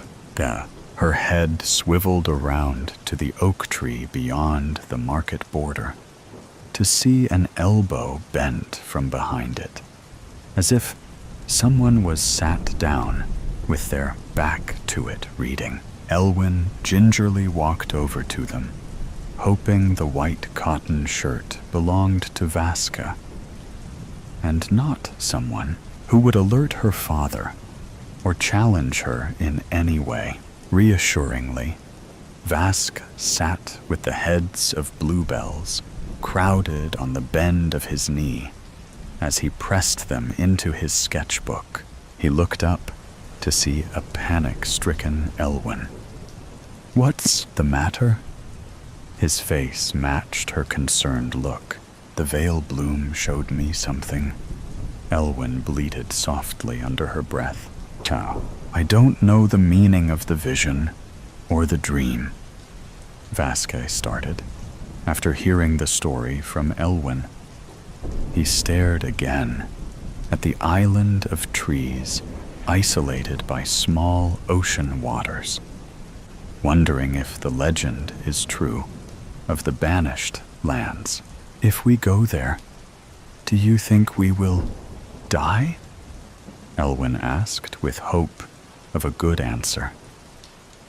Vaska didn't respond. He continued his longing stare towards the banished lands. "I just know that this dream felt more real than any other I have had," Elwyn continued. "The fawn seemed terrified, not of me, but of something I don't think I could see. I think we should try to help it." Elwyn removed the veil bloom from her pocket. Its petals had begun to wilt at the edges, curling in as if it were ready to die. "What I have done?" Elwyn softly asked herself under her breath. Had she stayed in the market that day, she wouldn't be having nightmares caused by florals. "I don't think it's something that you have done," Vaska replied, as his eyes glinted with what seemed like excitement. "I think it's more about what you could do to help." Once they beached their stolen rowing boat, Amongst the cold, brown sand, on the shore of the banished lands, the atmosphere hung heavy as life drew to a whisper, and then to a flat silence.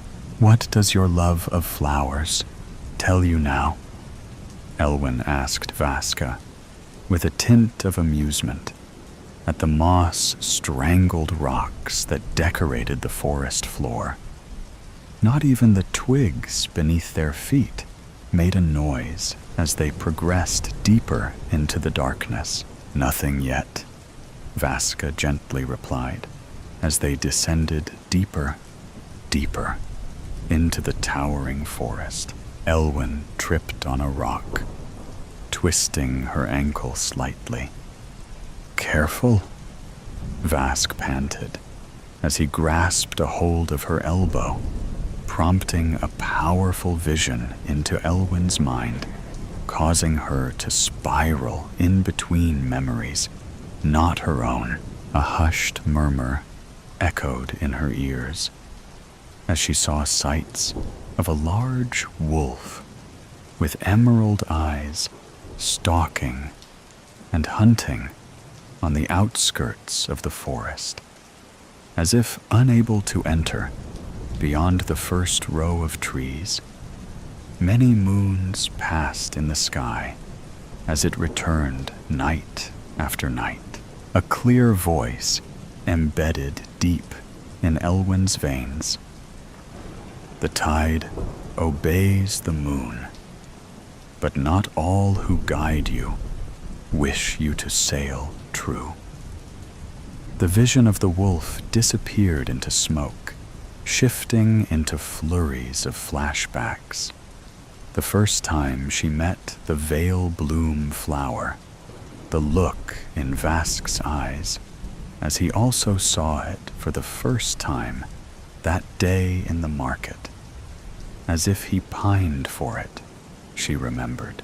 The book thrust into her face that day in the market, as if Vaska knew she would come looking for answers. The veil bloom let out a breath, glowing intensely in agreement. Elwyn had not realized she was now holding it, squeezing it in her paper-thin hand, seething from an anger rooted deep within. He had led her there, purposefully, knowingly. "Help us," came the wispy echo. It repeated with each turn, louder than the last. More voices adding into the chorus of pleas from wildlife. Elwyn fell to the floor as the visions and voices ripped away from her, breathless and her mind aching. She looked up to see Vask's face of worry. "What did you see?" he hastily asked, his face tense with pressure. Everything." Elwyn tried to continue when a creature in the clearing approached. A fawn. An amethyst smoke seeped in from behind the fawn, encasing everything in its wake in a building chaos. Turning to face the fawn properly, Elwyn could see the thick smoke tendrils once again clearing a path, this time around the fawn, who was whimpering, but showing a quiet strength, trying to stand. Elwyn had seconds to think. She turned to Vask. His emerald eyes were gleaming with anticipation at the flower as he turned toward her. "It's working," came Vaska's voice, a rasp with a hint of excitement at the veil bloom glowing intensely. He snatched it from her fingers, contorting his body in obsession and glee. He threw his arms in the air. "I am the most powerful!" But only silence sounded over the whirring mists. Elwyn felt a burning in her veins.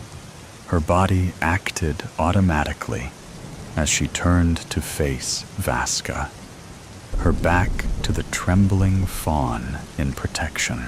The veil bloom turned to ash in Vasca's trembling hand. His face mad. Auburn curls bounced around with every frantic move he made, searching for the bloom. He turned to see Elwyn, her arm outstretched in retaliation towards him. A push at his shoulder from an invisible force turned his face from confused to pure rage at seeing the veil bloom reforming itself in the powerful young woman's pocket, siding with her instead.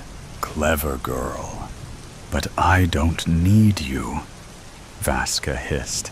Just the veil bloom now that your kind heart woke it from slumber.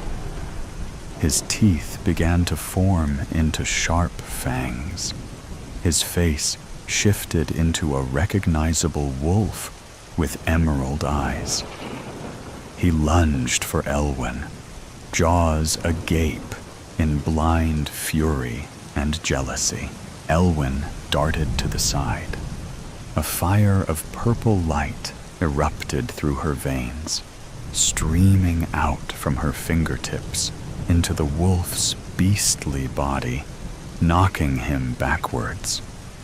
He steadied himself and leaped high into the air to plant another attack, aiming true to Elwyn and the glowing veil bloom. At once, she coaxed the power from the veil bloom, causing the ground to quake against the sheer force.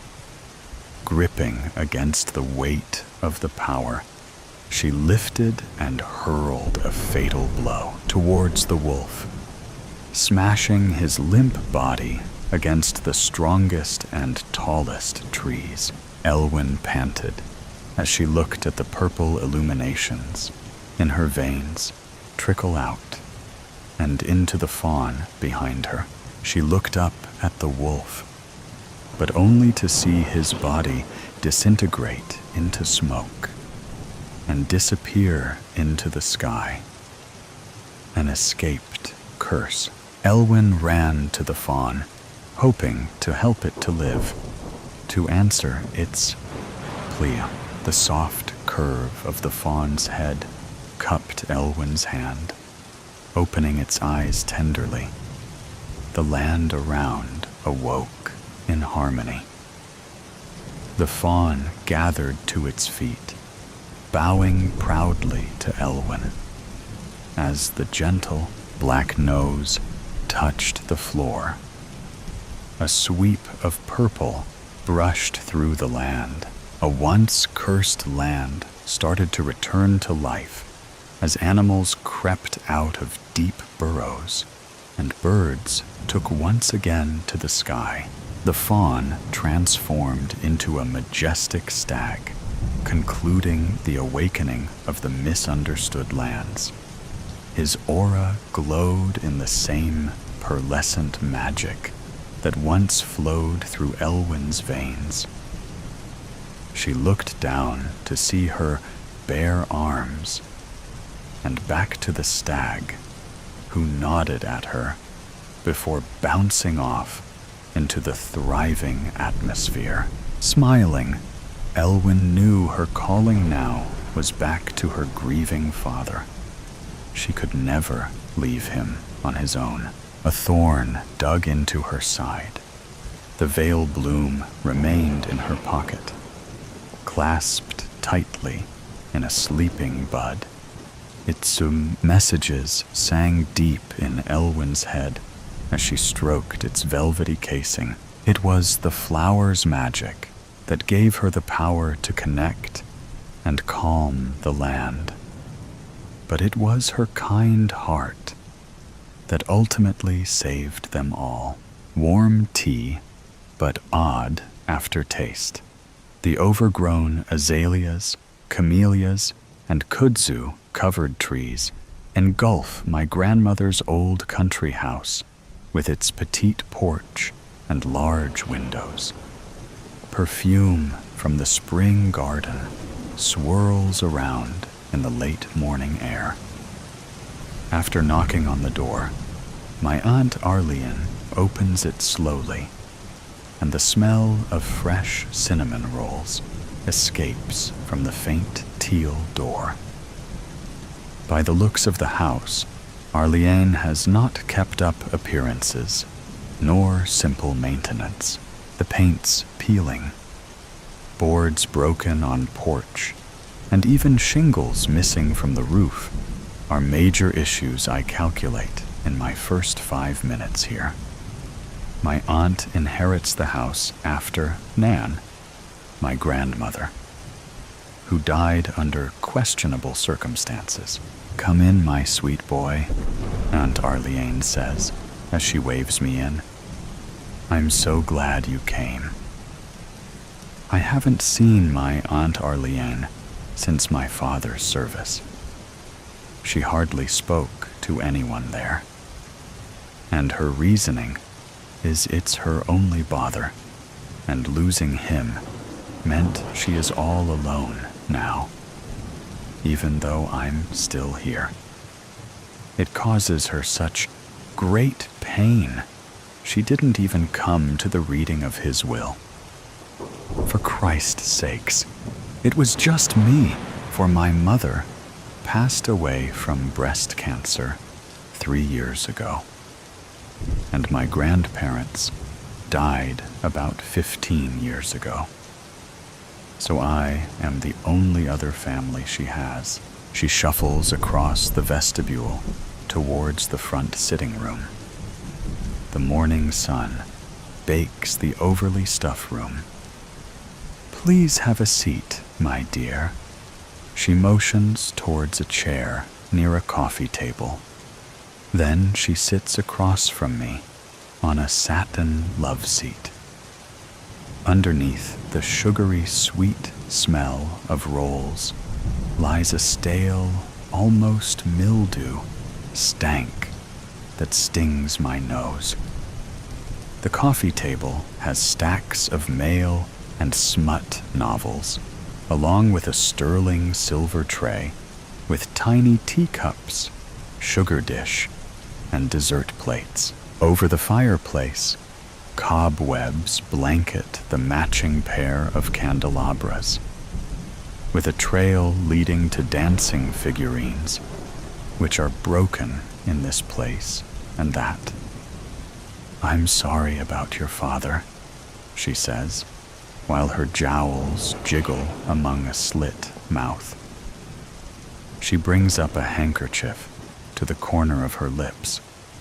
Her head and hands shake a bit, as if she's strung up by marionette threads and the puppeteer isn't paying attention. "I'm sorry as well. I know you and Dad were so close," I add. When I adjust my khakis pants, a loud pop comes from the chair cushion, so I gently lean back with my hands on my knees to avoid moving again, just waiting for the chair to cave in. Aunt Arlene straightens her lace collar on her well-pressed dress, like she didn't hear the my ass breaking the chair. "You know your parents always wanted to give you a little sister, but I believe your mother only wanted a girl she could dress up in fancy little dresses." Arlene sighs. She tinkers her dainty gold watch on her wrist. It's so small, I doubt she could even read it. This place seems to have paused the minute my grandpap died. Even the grandfather clock in the corner, which keeps eternal hands at 10 and 2.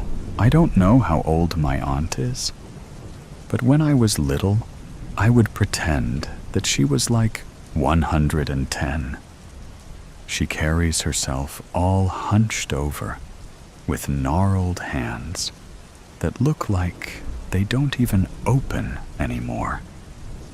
The hair she keeps in perfect curls tight to her head, with the typical old lady hat adorning the top with the matching gloves.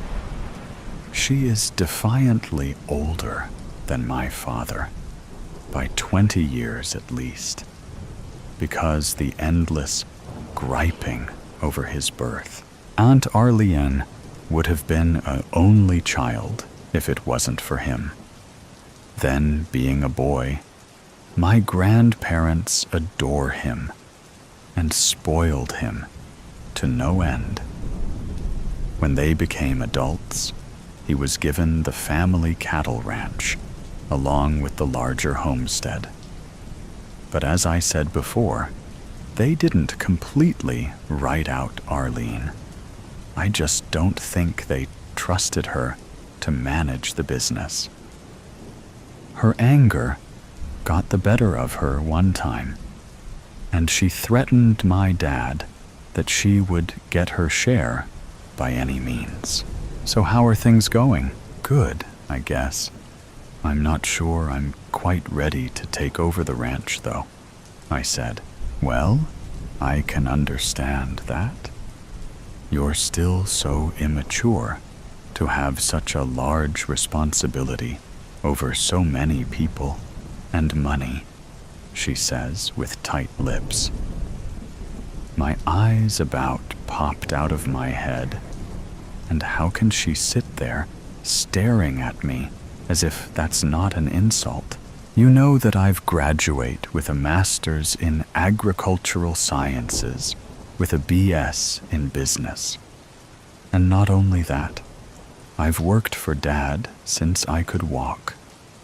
I've spent the last 3 years working on networking and research to increase production. I can feel my face boiling red, for Aunt Arlene knows all of this. She constantly interferes with my dad's decisions to include me in any of the family business. She clears her throat. It's one thing to wrangle calves down in front of a crowd to impress young farm girls.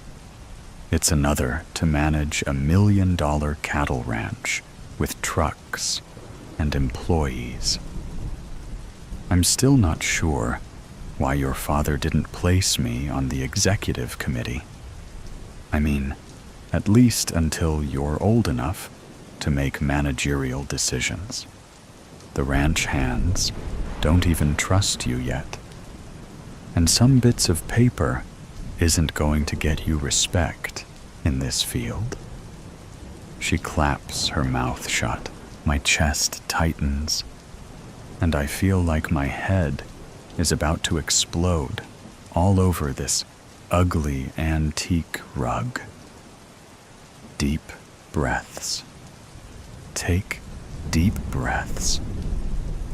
I run my hands down my face and squeeze my eyes shut. My Aunt Arlene has always been like this, though. She believes we didn't run the ranch how Grandpap wanted, and he would be disappointed in my dad.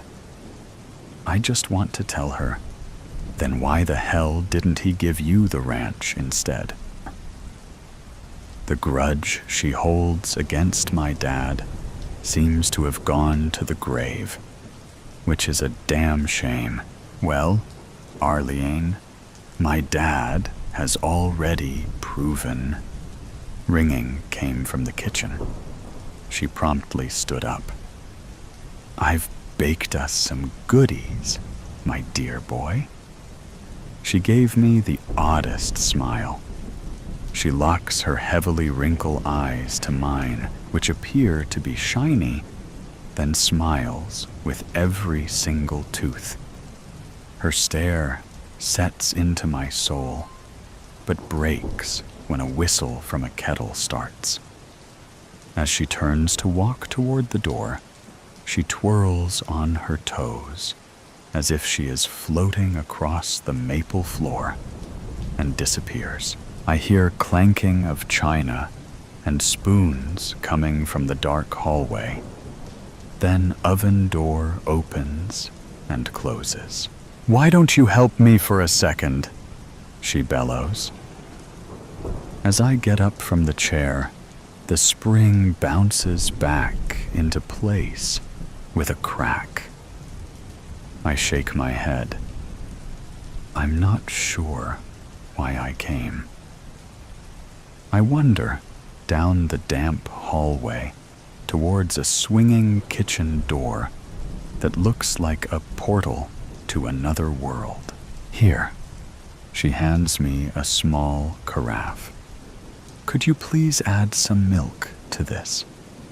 She plates the pan of hot rolls onto a floral china platter.